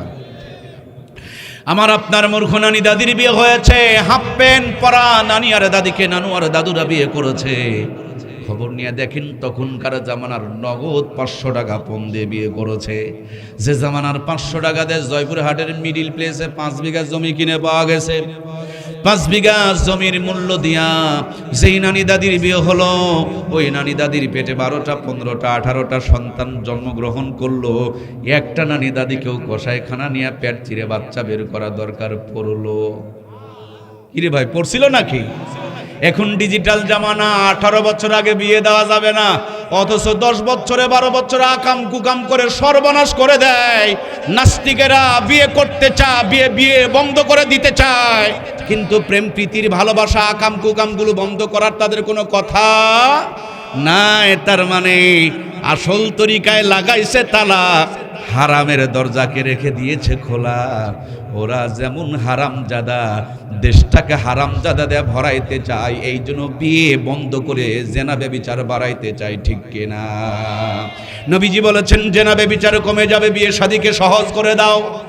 এরা বিয়ে শাদীকে কঠিন করে দিয়েছে, জেনা ব্যভিচার এই জন্য বেড়েই চলছে। আল্লাহর হাবিব বলেছেন 3 কাজে দেরি করিও না। তার অন্যতম একটা কাজ হলো ছেলে আর মেয়ের যখন বয়স হয়ে যাবে জলদি করে বিয়ে দিয়ে দাও। এখন তো ডিজিটাল জামানা, আমার দেশের যুব সমাজেরা বিয়েই করবার চায় না। বিয়ে করতে 35 বছর বয়স, তারপরও বিয়ে করবার চায়। 3টা কারণে দেশের যুবকেরা বিয়ে করতে চায় না। 1 নম্বরে কারণ, বিনা টাকায় যদি দুধ পাওয়া যায়, গাভী কিনে ঝামেলা টানা দরকার। আরে জিব্বায় কামড় দিয়ে লাভ নাই ভাই, এটাই সত্য কথা বলেন। এটাই, যদি দুধ কিনে খাওয়া লাগতো অবশ্যই গাভী কিনতো। কথা বলেন ঠিক কিনা? বিনা টাকায় যদি দুধ পাওয়া যায়, গাভী কিনে ঝামেলা টানা দরকার। আমি আমার বোনগুলোকে বলতে চাই, বোন ও আপা, ফিরি নদীর পানি সবাই ব্যবহার করে, কিন্তু ডাব কিনে নিয়ে খায়। ফিরি পার্কে যেও না, বিবির মর্যাদা দিয়া রানী বানায় ঘরে নিয়ে যাবে। কথা বলেন ঠিক কিনা? আমার প্রিয় ভাইয়েরা, 3 কারণে যুবকেরা বিয়ে করতে চায় না। 1 নম্বরে কারণ, বিনা টাকায় যদি দুধ পাওয়া যায়, গাভী কিনে ঝামেলা টানা দরকার নাই। আমি আর ব্যাখ্যা বিশ্লেষণ করার মতন আমার ক্ষমতা নাই। বুঝলে বুঝপাতা, না বুঝলে তেজপাতা। 2 নম্বর কারণ, ওনার বান্ধবী আছে 13টা, প্রত্যেকেই 3টা 4টা করে মোবাইলের সিম কার্ড ব্যবহার করে। হিসাব করে দেখেছে এদেরকে নিয়ে বাদাম খাওয়া যাবে, কিন্তু বউ বানানো যাবে না। এরা বৌমা হবে না, এরা হবে টাটকা বমা। বৌমা না বোমা? বৌমা না বোমা? বাংলাদেশে বৌমা বেশি না বোমা? এগুলোরও মূল কারণ হলো, বৌমা তখনই হতো যদি মেমোরিতে আল্লাহর কালাম থাকতো। মেমোরিতে আল্লাহর কালাম নাই, আমরা বানাতে চাই বৌমা, কিন্তু হচ্ছে বোমা। কথা বলেন ঠিক কিনা? আমার মা বোনেরা অনেক এসেছেন, কলিজার টুকরা মা বোনেরা পর্দার আড়ালে বসে আছেন। বেশিরভাগ মায়েরা এসেছেন, 2টি কথা না বললেই নয়। হায়রে মায়েদের দুঃখ রে, এই দুঃখ রাখার কোনো জায়গা নাই। বাংলাদেশের মেয়েরা যদি শাশুড়ি হয় তখন বউ ভালো পায় না, বউ হলে শাশুড়ি ভালো পায় না, যা হলে ননদ ভালো পায় না, ননদ হলে যাও ভালো পায় না। বাড়ির বড় বউ যদি হয় ছোটটা ভালো হয় না, উনি যদি ছোট হয় বিপরীত বড়টা ভালো। হায়রে আল্লাহরে, ওয়াজ বুঝা পারিচ্ছে না। মানে ওনার বিপরীতটা ভালো। আর 99% মেয়েরা তো ভালো স্বামী পায় না। একটা মানুষ, খালি একটা মেয়ে মানুষ ভালো স্বামী পাইছে। বলবো মেয়েদের কাছে একটা ছেলে, একটা মেয়ে মানুষ ভালো স্বামী পাইছে, সেটা হলো তার ভাই। ওর ভাই ছাড়া দুনিয়াতে ভালো স্বামী আরো 1-8টা থাকতে পারে, ওটা ওর বান্ধবীর স্বামী। 90% মেয়েদের কমন একটা ডায়লগ, আমি হয়ে তোমার ভাত খাচ্ছি, অন্য মেয়ে হলে কয় না রে আল্লাহ রে। কি এটা কি কমন ডায়লগ নয়? হায় হায়, কি যে এক দারুণ অবস্থা চলছে। এ কি চিজ হ্যায়, মেয়েদেরকে চিনা বড় কঠিন। এই জন্য সরকার কইছে মানুষ চিনতে পারবা 18 বছরে, কিন্তু বউ চিনবা 25 বছরে। কারণ মানুষ চিনা চাইতে বউ চিনা বড় কঠিন। এই জন্য সরকার কইছে 25-এ বিয়ে করা ভালো। কারণ সরকার দেশ চালাতে হলে পারে পাম দেওয়া লাগে না, বউ চালাতে গেলে কিন্তু পাম দেওয়া লাগে, ভাত দিবেন, কাপড় দিবেন, কিন্তু পাম না দিতে পারলে সংসারে ঠিক থাকবে না, অন্যদিকে পরকীয়ার লাইন ধরবে। এজন্য কিছু পারেন আর না পারেন খালি প্রশংসা করবেন, দেখবেন সাজুগুজে থাকবে, খাবার ভালো করে রান্না করবে, শ্বশুর বাড়ির থেকে হাদিয়া তোহফা আসবে। আমরাও কম খারাপ নয়, এই যে পামটুকু দেওয়া লাগবে এটুকু আমরা অনেকেই দিতে পারি না, খালি বিয়ের আগে পাম দেয় আর পার্কে যায়, বিয়ের পরে পাম দেওয়ার কোনো খবর নাই। এই জন্য আমাদের সংসারগুলোতে পরকীয়ার অশান্তি ঢুকছে, কথা বলেন ঠিক কিনা? প্রিয় ভাইয়েরা আমার মায়েরা যেহেতু বেশি এসেছেন, এই জন্য মায়েদের দুইটা কথা বলতে চায়। আমার দেশের 90% মেয়েরা থাকে স্বামীর বাড়িতে আর চিন্তা করে বাবার বাড়ির। কিরে ভাই, বুঝতেছেন না কথা? থাকে স্বামীর বাড়িতে চিন্তা করে, আর তারপরে তো বর্তমানে বের হইছে বাবা ওয়াইফাই। কথা বলতে বলতে তরকারি পুড়ে যায়, কোনো খবর? এক তরকারিতে 2 বার লবণ দেয়, দিনে কতবার যে মার সাথে কথা কয় আল্লাহ ছাড়া কেউ ভালো জানে না। মাকে ভালোবাসবেন কিন্তু অতিরিক্ত ভালোবাসা যাবে। মায়ে ঔষধ খেলো কিনা, বাবার চিকিৎসা হলো কিনা, ভাইয়ে বাজারে গেল কিনা, অথচ স্বামীর বাপমা গড়াগড়ি করে ওইদিকে নজর পড়ে। এই কাপুরুষেরা বাদ দিয়ে উত্তর দেন, কোদিকে নজর পড়ে? ওর বাপমা যেন ভাত পায়। স্বামীর বাপমার দিকে যাদের নজর নাই এরা বৌমা না বমা? আমার দেশে বৌমা বেশি না বমা বেশি? ওর বাপমা যেন ভাত পায়, কিন্তু স্বামীর বাপমার দিকে যাদের নজর নাই, পর্দার আড়ালে বসে আছে, ওরা চিন্তা করতেছে এটা আবার ক্যাঙ্কা হুজুর। কালকা বড় ভাই ধরবে, দুনিয়া তার হুজুর পাননি, মানে সব ফাঁস করে দিল। আপনারা ভাবিরা আপনারা মন খারাপ করলে লাভ কি? খালাম্মারা বসে বসে দোয়া করেছে, ও বাবা ঠিকই করছো বাবা, আমার 3টা বউ, তার মধ্যে 2টা বমা 1টা বৌমা। বুঝতে পারছেন কি? খালাম্মারা দোয়া চালু করে দিয়েছে, এই সোলটার যেন হায়াত বৃদ্ধি পায়, আল্লাহ অনেক দিন যেন বাঁচায় রাখে। হাই হাই, আমাদের দেশে এখন বৌমার চাইতে বমার সংখ্যা বেড়ে গেল। ভাবিরা মন খারাপ করিয়েন না ভাবি, যে ডাক্তার রোগ ধরে দেয় বলুন তো সেই ডাক্তারটা ভালো না খারাপ? তার ভিজিট কম না বেশি? এতদিন যেহেতু কোনো বক্তৃতায় খালাম্মা ভাবি চাষিদের জলাজলি হয় নাই, বুঝতে হবে তাদের রোগ ধরা পড়ে নাই। আজকে যদি জলাজলি শুরু হয় বুঝতে হবে অরিজিনাল রোগ ধরা পড়েছে। আপনারা মন খারাপ করলে চলবে না, যাওয়ার সময় কম করে হলো 500 টাকার হাদিয়া গুনে যাওয়া লাগবে, ঠিক কিনা? রোগ ধরে দিয়েছি, কি হলো আপনার বাপমা যেন ভাত পায়, কিন্তু স্বামীর বাপমার দিকে যাদের নজর নাই এদেরকে মরার পর ফেরেশতার হাতে গুতান বসান ধুলাইয়ের ব্যবস্থা আছে না নাই? আমার ভাবিগুলোকে বলতে চাই, আমার আপাগুলোকে বলতে চাই, আমার কলিজার টুকরা বোনগুলোকে বলতে চাই, দরদের বোনেরা শোনো, কান খুলে শোনো, আমি তোমাদের বিপক্ষে বলতে আসি নাই। মা বাবাকে যদি ভালো রাখতে চাও, মা বাবার যদি শান্তি চাও, মা বাবার যদি কল্যাণ চাও, শ্বশুর শাশুড়ির সেবা যত্ন বাড়ায়া দাও। বাপমার উপরে রহমত বরকত নাজিল করবেন কে? শ্বশুর শাশুড়িকে জ্বালাবা, তোমার বাপমাকে প্যারালাইসিসের রোগী বানায়া দিবেন কে? মনে করেছো আমার বাবা মা তো মরে গেছে, মনে হয় বেঁচে গিয়েছেন, এখানে শ্বশুর শাশুড়িকে জ্বালাবেন, কবরে ফেরেশতারা তোমার আমার বাপ মাকে গুতাবে, কথা বলেন ঠিক কিনা?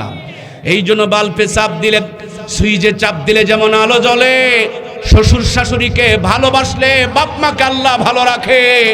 শ্বশুর শাশুড়ির সেবা যত্ন করলে বাপমার উপরে রহমত আর বরকত নাজিল হয়। শ্বশুর শাশুড়ির সেবা যত্ন করলে বাপমার কবরটাকে আল্লাহ শান্তিময় বানায় দেয়। এই জন্য বোনদেরকে পরামর্শ দিতে চায়, বাপমার যদি কল্যাণ চাও, মঙ্গল চাও, শ্বশুর শাশুড়ির সেবা যত্ন বাড়ায় দাও। শ্বশুর শাশুড়ির সেবা যত্ন প্রত্যেকটা পরিবারে যদি বেড়ে যায়, ওই পরিবারগুলোতে রহমত বরকত নাজিল করবেন কে? অল্প কিছুদিন আগে ঘরের কথা বলে পরক বলা হয় না, আমি একটা ঘরের কথা বলতে চাই, বলবো কি ভাই? আমার নিকটতম ঘরের কথা বলে পরক বলা হয় না, নাম বলবো না, আপনারা ধরে নিন। আমার নিকটতম কোন একজন আত্মীয়কে আমি বিয়ে দেওয়ার সময় ঘটকতালি করছি, মানে গেছি আর কি। পরে দেখতেছি সেই অশান্তি। পরবর্তীতে বসলাম, লম্বা টাইম ধরে কথা বললাম। মেয়েটা ছেলের জন্য এত পাগল, না খেয়ে শুকনা হয়ে গেছে, কাক হয়ে গেছে। বারবার চামড়া টেনে টেনে বলতেছে, দেখেন তো ভাই, আমি কি আগে ইনকা ছিলাম? খালি ওর চিন্তা করতে করতে ইনকা হয়েছি। খালি ওর দরকার, ওর বাপ মার দরকার। এই একটাই কারণ, ছেলেটার মন খারাপ যে আমার বাপ মাকে দেখা পারে না। তুমি আমার বাপ মাকে দেখা পারবেন না, তোমার আমার দরকার। আর মেয়ের একটাই কথা, তুমি ছাড়া আমি এক সেকেন্ডও বাঁচবো না। এখন কেমনে সমাধান দিবেন? তা আমি বললাম, একটা বুদ্ধি আছে আপা। ওই কেন, ওই ছেলে কেন, ছেলের বাবা মাও তোমারে ভালোবাসবে, বুদ্ধিটা কি শিখাই দিব? বলে হয়। আমি বললাম, তুমি কি মানবা? বলে অবশ্যই মানবো। আমি 3 বার ওকে আগে স্বীকার করাই নিছি, তুমি তো মানবা তো? এক তাবিজেই কাম হবে, আমাকে পানি পড়া চাই, তাবিজ চাই, ফু চাই। আমি বললাম এত কিছু লাগবে না, একটা বুদ্ধি মানলেই কাম হয়ে যাবে। মানবা তো? বলে হ্যাঁ অবশ্যই মানবো। আমি বললাম, ওকে টার্গেট করিও না, টার্গেট করো প্রথমে ওর মা, 2 নম্বরে টার্গেট করো ওর বাপও। ছেলেরা যতই বাপ মার সাথে খারাপ ব্যবহার করুক, কিন্তু যেই বউ বাপ মাকে দেখতে পারে না, ওই বউকে কিন্তু বেশিরভাগ সন্তানেরা, বেশিরভাগ ছেলেরা ওই বউকে ভালোবাসে। সুতরাং তুমি তার বাপ মাকে ভালোবাসতে লাগো, দেখবা আসমান থেকে রহমত নাজিল হবে। 1 মাস পরীক্ষা করে দেখো, যদি শান্তি না আসে তখন আমি তোমার সাথে পরবর্তীতে কথা বলবো।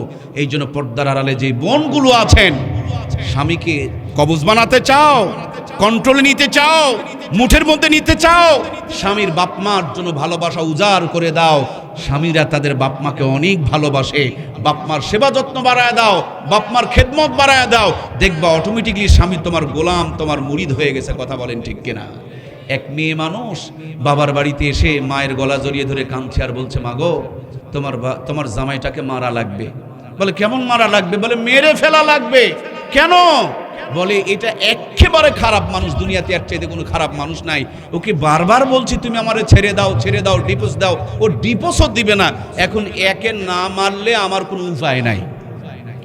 মেয়ের মাটা একটু ভালো ছিল, মেয়েকে বুকে জড়িয়ে নিয়ে বলছে, আমার কলিজার টুকরা মেয়ে শোনো, এখন তোমার সাথে জামাইয়ের সাথে দাউকুরাল সম্পর্ক। এখনই যদি জামাইকে মেরে দাও, প্রথম সন্দেহ করবে তোমাকে, রিমান্ডে নিয়া ধোলাই দিয়া সব তথ্য খুঁজে বের করবে।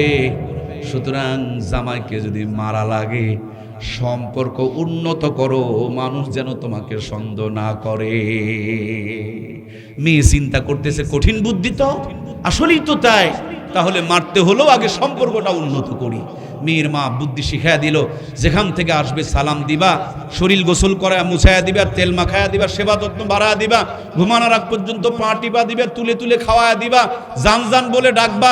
খালি ওকে ডাকলে হবে না, ওর বাপ মারও সেবা যত্ন বাড়াইয়া দিবা, নইলে মনে করবে যে জামাই রে মানে কবজায় ঢুকাইছে, বাপ মার সাথে খারাপ ব্যবহার করছে। একে মাত্র 15টা দিন একটু চেষ্টা করো মা, তারপরে তুমি জামাইকে মেরে ফেলে দিলে কেউ তোমাকে আর সন্দেহ করবে। যেই বুদ্ধি সেই কাজ। যাওয়ার সময় ছোট্ট একটা ওই যে আলাপাতার কোটা আছে, এরকম কোটার মধ্যে কিছু একটু মেডিসিন দিয়া দিলেন, আর বললেন শরবত যখন বানায়া খাওয়াবা 1 চিমটি করে মিশায়া দিবা, ধীরে ধীরে সম্পর্ক বাড়বে, সন্দেহ কমে যাবে, আর এই মেডিসিন খেতে খেতে এক পর্যায়ে মারা যাবে। যেই বুদ্ধি সেই কাজ। বাড়িতে যাওয়া মাত্র জামাইকে বসে নিয়ে আসার জন্য জান জান বলে ডাকতে ডাকতে প্রাণ ফানা করে দিল। তুলে তুলে খাওয়াচ্ছে, ঘুম পাড়ায়া দিচ্ছে, মাথায় তেল মাখায়া দিচ্ছে, বুকে জড়িয়ে নিয়ে ঘুমাচ্ছে। ছেলেটা 1 সপ্তাহের ভিতরে একবারে পাগল পাড়া হয়ে গেল। তার বসের কাছে ছুটি নিয়া বিমানের 2 খান টিকিট কেটে বউকে নিয়ে কক্সবাজার ঘুরতে চলে গেল। ছেলেটার বাপ মাকেও এত সেবা যত্ন বাড়ায়া দিল। ছেলের বাবা যখন বাড়িতে যায়, মোবাইলে ফোন করে বৌমাকে বলে, বৌমা বাড়িতে তুমি ছাড়া আর কেউ নাই, বলো তুমি কি খাবা, তোমার জন্য কি নিয়ে যাব। শাশুড়ি মা যখন খেতে বসে, মাছের মাথাটা বৌমার প্লেটে তুলে দেয়। এখন তো বড় মাছ পাওয়া যায় না, আমাদের সময় বড় বড় মাছ পাওয়া যেত, খাও বৌমা খাও, তোমাদের জামানায় তো বড় মাছ পাওয়া যায় না, তুমি ভালো থাকলে আমি একটা ভালো নাতি পাবো। এইভাবে পরিবারে যখন শান্তি ফিরে আসলো, 1 সপ্তাহ পর মেয়েটা মার গলা জড়িয়ে ধরে কাঁদতে শুরু করেছেন। মাকে ডাক দে বলে, মা রে, তোমার জামাই আর তোমার বিয়াই বিয়ানের চাইতে দুনিয়াতে ভালো মানুষ আর একটাও নাই। তুমি কি করছো? মাত্র একটা দিন তো আমি ওই মেডিসিনটা খাওয়াইছি, তারপরে বন্ধ করে দিয়েছে। ওইটুকুর কারণে কি তোমার জামাই মারা যাবে? তোমার জামাই যদি মারা যায় আমিও কিন্তু মারা যাব। মেয়ের মা মেয়েকে বুকে জড়িয়ে নিয়ে বলে, মা আসলে আমার জামাই ভালো না, জামাইয়ের বাবাও ভালো না, জামাইয়ের মাও ভালো না, অরিজিনাল ভালো হইলা তুমি। সুবহানাল্লাহ বলেন না। এক সপ্তাহ আগে তুমি ছিলা কটকটির বংশধর। ওয়াজ বুঝিচ্ছে না রে আল্লাহ রে। এই জন্য ওই পরিবারটা জ্বলতেছিল। এক সপ্তাহের ব্যবধানে জামাইকে মারার জন্য তুমি হয়েছো ফাতেমার বংশধর। এই জন্য পরিবারটা জান্নাতের টুকরা হয়ে গিয়েছে। চশমা যেমন লাগাবেন দুনিয়াটার কালার তেমনই দেখা যাবে। সেম কায়দা আমার বোনগুলোকে বলবো, আপনারা ভালো হলে পরিবারটা ভালো হয়ে যাবে। এই জন্য ভালো বোন ভালো মা পেতে হলে ওই মা বোনগুলোকে কোরআনওয়ালা বানানোর দরকার আছে না নাই? পর্দার আড়ালে আমার খালাম্মা চাচি আম্মা যারা বসে আছে, ওরা কিন্তু আগামীকাল আমার নামে আবার মামলা করতে দৌড় দিবে যে হুজুর আপনি আপনার ভাবিদেরকে ভুল বুঝাইয়া দিলেন, ওরা তওবা করলে তো জান্নাতে চলে যাবে, কিন্তু আমরা খালা চাচি যারা আছি আমাদের ভুলটা ধরায়া দিবেন না? আমরাও যদি ভুল থেকে তওবা করি তাহলে আমরাও তো জান্নাতে যাওয়া পারবো। আমার খালাম্মা চাচি আম্মা ফুবি আম্মা দেখবেন, বুঝতে পেরেছি ভাইয়ারা, খালাম্মা চাচি আম্মা ফুবি আম্মা এদের যদি মেয়েকে নিয়ে জামায় কক্সবাজার ঘুরতে যায় দেখবেন গোটা এলাকা মাইকিং করে বেড়ায়। আমার প্রাণপ্রিয় ভাইয়ারা, আমার জি আলহামদুলিল্লাহ, সব দিকে খেয়াল রাখতে হবে। আমার প্রাণপ্রিয় ভাইয়ের একটু খেয়াল রাখেন, একটু কথাগুলো বোঝার চেষ্টা করেন। জামাই নিয়া মেয়েকে যদি ঘুরতে যায় গোটা এলাকা মাইকিং করে বেড়ায়। পরের সপ্তাহে যদি বেটা তার বউকে নিয়ে কক্সবাজার ঘুরতে যায় তখন মুখটা কচু হয়ে যায়, আছে না নাই? জামাইয়ের জন্য যায় নামাজে দোয়া করে, ছেলের নাম উচ্চারণ করে না। একটাই মাত্র কারণ, জামাই বইয়ের কথা মতন চলে, ছেলেও বইয়ের কথা মতন চলে। একটা নিজের মেয়ে তার জন্য দোয়া করে, আর একটা পরার মেয়ে তার জন্য মুখে কোনো কথা বলে না। এগুলো মোনাফেক খালাম্মা, কথা বলেন ঠিক কিনা? নিজের মেয়ে থাল বাসন সব ভেঙে ফেলে দেয়, কোনো প্রবলেম নাই। বৌমার হাত থেকে যদি গ্লাস পরে একদিন ভেঙে যায় বাড়িতে ভূমিকম্প চালু করে, এরকম খালাম্মা আছে না নাই? চ্যাংরা বয়সে জ্বালাবেন আর বুড়া বয়সে পাও টিপে পাবেন পাও হাওয়াকে গলার উপরে দিবে, কথা বলেন ঠিক কিনা? এই জন্য জ্বালায়েন না, জ্বলতে হবে। ভালা কর ভালা হোগা, ভালো করলে ভালো হয়। আল্লাহ খালাম্মা ভাবি আপা সবগুলোকে যেন হেদায়েত দেয়, বলে না আমিন। এগুলো কিন্তু ওয়াজ না, এর নাম হলো ওয়াশ, নো ওয়াজ। ভাবিদের একটা কথা বললাম, বাপ মার ভালো চাও, শ্বশুর শাশুড়ির সেবা যত্ন বাড়ায়া দাও। খালাম্মাদের একটা কথা বললাম, মেয়েকে বৌমাকে মেয়ের মতন দেখো, পরবর্তীতে সেবা যত্ন পাবা। বৌমাকে সতীনের মতন দেখিও না, পরবর্তীতে গুতান পিতানের কোনো অভাব থাকবে না। আল্লাহ তাআলা আমার মা বোনগুলোকে বোঝার তৌফিক দান করুক, বলুন আমিন। প্রিয় বন্ধুরা আমার, আপনাদের খেদমতে আলোচনা করছিলাম, সবার আগে সর্বপ্রথম আমাদের সন্তানগুলোকে কোরআনওয়ালা বানাবো। কোরআনওয়ালা যদি বানাইতে পারি সব জায়গাতে রহমত বরকত আর শান্তি দান করবেন কে? আমরা মনে করেছি হুজুরেরা ভাত পাবে না, খবর নিয়ে দেখেন হুজুররা ভাত খায় না, বিরিয়ানি খেয়ে শেষ হয়। মনে করেন মাওলানা মামুনুল হক, খালেদ সাইফুল্লাহ আইয়ুবী, ডক্টর মিজানুর রহমান আজহারী আপনাদের এই পাকার মাথার কোনো চার দোকানে বসেছে। দোকানদার যদি চিনতে পারে যত্নের কোনো অভাব থাকবে না, চা খেতে খেতে মিষ্টি প্যাকেটিং হয়ে যাবে। বিল দিতে আসলে দেখবেন টাকা না নিয়ে হাতে চুমো খেয়া হাতের মধ্যে আরো 5,000 ঢুকায়া দিবে। চার দোকান থেকে বের হয়ে পানের দোকানে যদি যায়, পানের দোকানদার যদি চিনতে পারে দেখবেন হাতে চুমো খায়, বুকে জড়িয়ে নেয়, পান তো খাওয়ায় আরো পান বেঁধে দেয়। বা পানের দোকান থেকে উঠে যদি রিক্সায় চড়ে অথবা ইজি পাওয়ারে অটোতে ওঠে, অটোওয়ালা যদি চিনতে পারে 14 গোষ্ঠীর কপাল মনে করে, নাতি নাতনির কাছেও পর্যন্ত গল্প করে ওই গরিব মানুষটার কাছে যখন 100 টাকা হাদিয়া দিতে চায়, হাতটা ধরে নিয়ে বুকে লাগায় দেয়া বলে, হুজুর লজ্জা দিবেন না। হয়তোবা গরিব হতে পারি, কিন্তু আলেমদেরকে কলিজা দিয়া ভালোবাসি। যদি সম্ভব হতো কলিজাটা ছিঁড়ে আপনাদের হাতে তুলে দিতাম। টাকা দেওয়া লাগবে না, আমার জন্য দোয়া করবেন। এই দুনিয়াতে রাজা বাদশাহ দেখেছি আমরা, এমপি মন্ত্রী দেখেছি আমরা, যতদিন ক্ষমতা ততদিন সালাম পায়, ক্ষমতা চলে গেলে জনগণ ঝাঁটার জুতা নিয়ে ঘুরে বেড়ায়। আর বাংলার জমিনে কোরআনওয়ালাদের দিকে তাকায়া দেখেন, কোরআনের সাথে থাকার কারণে কোরআনওয়ালাদের দুনিয়া খেরাতের ইজ্জত মর্যাদা বাড়িয়ে দিয়েছেন কে? আজকে এখনো যদি সম্ভব হয় পাকার মাদ্রাসায় গিয়া দেখেন, মুহতামিমের সামনে, ঘরের সামনে জুতা আছে, জুতাগুলো সোজা করে রেখে দিয়েছে। আমি আমার ওস্তাদ আহমদ শফি সাহেবকে দেখেছি, কয়েকবার তার জুতা সোজা করার চান্স নিয়েছি, কিন্তু কোনোদিন চান্স পায় নাই। কোরআনের সাথে লাগার কারণে আলেমদের শুধু দাম বাড়ে নাই, আলেমদের পায়ের নিচের জুতারও মর্যাদা বাড়িয়ে দিয়েছেন কে?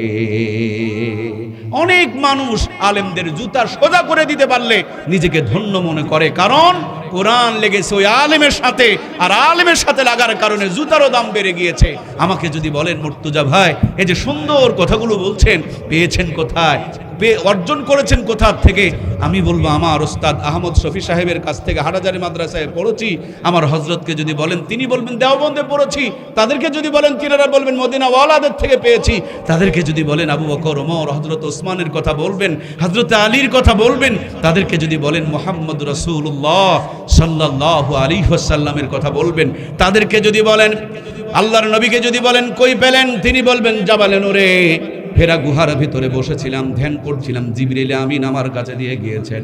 জিবরিল আমিনকে যদি বলেন আপনি কোথায় পেয়েছেন, তিনি বলবেন আল্লাহ রব্বুল আলামিন এই কোরআনুল কারীমকে আমি আরশ আজিম থেকে নিয়ে এসেছি। আরশ আজিম বলবেন আমাকে আল্লাহ রব্বুল আলামিন দিয়েছেন। তার মানে এক মাথার মধ্যে আপনাদের এই কোরআনী মাদ্রাসা, ট্রেনের বগিটা পিছনে ইঞ্জিন যেমন একটার সাথে আর একটা জোড়া লাগা থাকে, ট্রেনের বগির পিছনে চললে যেমন সামনের দিকে যাওয়া যায়, প্রত্যেকটা ট্রেনের কালার যেমন এক মতন হয়, ওই ট্রেনের বগির যতগুলো লোকজন আছে তাদের চেহারা কিংবা তাদের পোশাকগুলো যেমন এক মতন হয়, নবীজির পোশাক, সাহাবায়ে ইকরামের পোশাক, বর্তমানে ওলামায়ে ইকরামের পোশাক, দাড়ি আর টুপি দেখবেন সবগুলো এক মতন মিলে যায়। তার মানে এই গাড়িগুলো হলো জান্নাতের গাড়ি। যে কোনো একটার সাথে সংযোগ রাখলে এই সংযোগটা আপনাকে আমাকে জান্নাত পর্যন্ত পৌঁছায় দিবে। বিশ্বাস যদি না হয় আলেমদের সাথে যে আল্লাহ রহমত থাকে, শান্তি থাকে, বরকত থাকে, বিশ্বাস না করলে এখানে একটা পার্টিশন দেন, এলাকার যত আলেম ওলামা আছে, হালাল খোর আছে, এদেরকে ডান পাশে বসান, আর যতগুলো হারাম খোর আছে ওদেরকে বাম পাশে বসান। পোলা যেগুলো বানাইছেন খাবার দিয়ে দেখেন, হুজুরেরা 3 প্লেট মারবে, হারাম খোর হাফ প্লেট নিয়ে নাড়াচাড়া করবে। কথা বললেন না কেন? আলেম ওলামার সমান হারাম খোরেরা খাওয়া পারবে? যদি জোর করে খায় হজম করা পারবে? আমার প্রাণপ্রিয় ভাইয়ারা, এখানে যদি ঘুমাইতে বলেন ডান হাত গালের নিচে দিয়া কাবার দিকে মুখ করে দোয়া করবে, আল্লাহুম্মা বিসমিকা আমুতু ওয়া আহইয়া। বিছানায় মাথা দিতে দেরি জান্নাতের ঘুম বরাদ্দ হয়ে যাবে। হারামখোর 3 তলা বিল্ডিং এ শুয়ে আছে, 3টা ঘুমের বড়ি মারছে, তারপরও কাম হয়। টয়লেটে যাওয়ার মতো 10 মিনিটে পেট পরিষ্কার। আর হারামখোর 75 লাখ টাকা দিয়া বাথরুমের ডেকোরেশন করেছেন, আধা ঘন্টা বসে আছেন, পেটের ভুডুর ভাটুর বন্ধ হয় না। বিয়ে করেছে 12 বছর, বালিশের নিচে হামদর্দের ঔষধ ভর্তি, কিন্তু আব্বা ডাক কপালে জোটে না। আলেমদের খবর নিয়ে দেখেন, কম করে হলো বাড়িতে 1 ঘন্টা আব্বা ডাকাডাকির ব্যবস্থা করেছেন কে? সব দিক দিয়ে আলেমদের জীবনকে আল্লাহ বরকতময় বানিয়ে দিয়েছেন, কারণ কোরআনের সাথে সম্পর্ক থাকার কারণে দুনিয়ার জীবনকে ইজ্জতওয়ালা জীবন বানিয়েছেন কে? দুনিয়ার থেকে যখন বিদায় নিয়ে চলে যাবে, কোরআনুল কারীম মাথার সামনে দাঁড়ায়া যাবে, কিয়ামত পর্যন্ত কবরে জান্নাতের ঘুম পাড়ায়া দিবে। গত বছর উলামায়ে ইকরামের তত্ত্বাবধানে জয়পুরহাটের আলেম ওলামার পক্ষ থেকে কুড়িগ্রামে গিয়েছিলাম আমরা। বন্যা দুর্গতদের ত্রাণ দিয়ে ফেরার সময় যখন আসতেছিলাম, আপনাদের জন্য মন প্রাণ ভরে দোয়া করব। 20 তারিখে যাব, ফেব্রুয়ারির 20 তারিখে যাব। এখনই বিমানের টিকিট কাটা হয়েছে, বুকিং দিয়ে দেওয়া হয়েছে, নইলে পরবর্তীতে বুকিং না দিলে পারে টিকিট পাওয়া যাবে না, হয়তোবা অন্য কেউ কেটে নিতে পারে। ভাইয়ের আমার, যাব 20 তারিখে, বুকিং দিয়েছি আরো আগে। আপনারা আমরা জান্নাতে যেতে চাই কোরআনের পক্ষে থেকে, এই কোরআনের জন্য একটু বুকিং দেওয়া লাগবে আমাদেরকে, যার যতটুকু সম্ভব হাতি অনেক বড় বাচ্চা দিবে, মুরগি কিন্তু ছোট্ট হলেও একটা ডিম দিবে। যেই মুরগি ডিম দেয় না, মালিক ওইটারে জবাই করে দেয়, রেখে দেয় না। মুমিনের পরিচয় হলো মিম্মা রাযাকনাহুম ইউনফিকুন, আল্লাহর দেওয়া রিজিক থেকে আল্লাহর পথে ব্যয় করবে, তারাই হলো প্রকৃত মুমিন। আমরা সবাই এখানে মুমিন বসে আছি, আল্লাহ আমাদেরকে খাওয়ায় রাখছেন, আল্লাহ আমাদেরকে রিজিক দিয়েছেন, আল্লাহর পক্ষ থেকে দেওয়া রিজিক, আল্লাহর কোরআনের জন্য, জান্নাতের জন্য, আখিরাতের জন্য আমরা বুকিং দিব। আগেকার জামানায় গাছে একটা কদু ধরলে, মুরগি একটা ডিম পারলে আমাদের মা বোনেরা মাদ্রাসা মসজিদে দিত, তারপরে বাড়িতে নিত। ওই খাবারগুলোতে জান্নাতি স্বাদ পাওয়া যেত। এখন জরায়া খাই, খাবারের স্বাদও নাই, খেয়ে আমরা অসুস্থ হয়ে যাই। কথা বলুন ঠিক কিনা?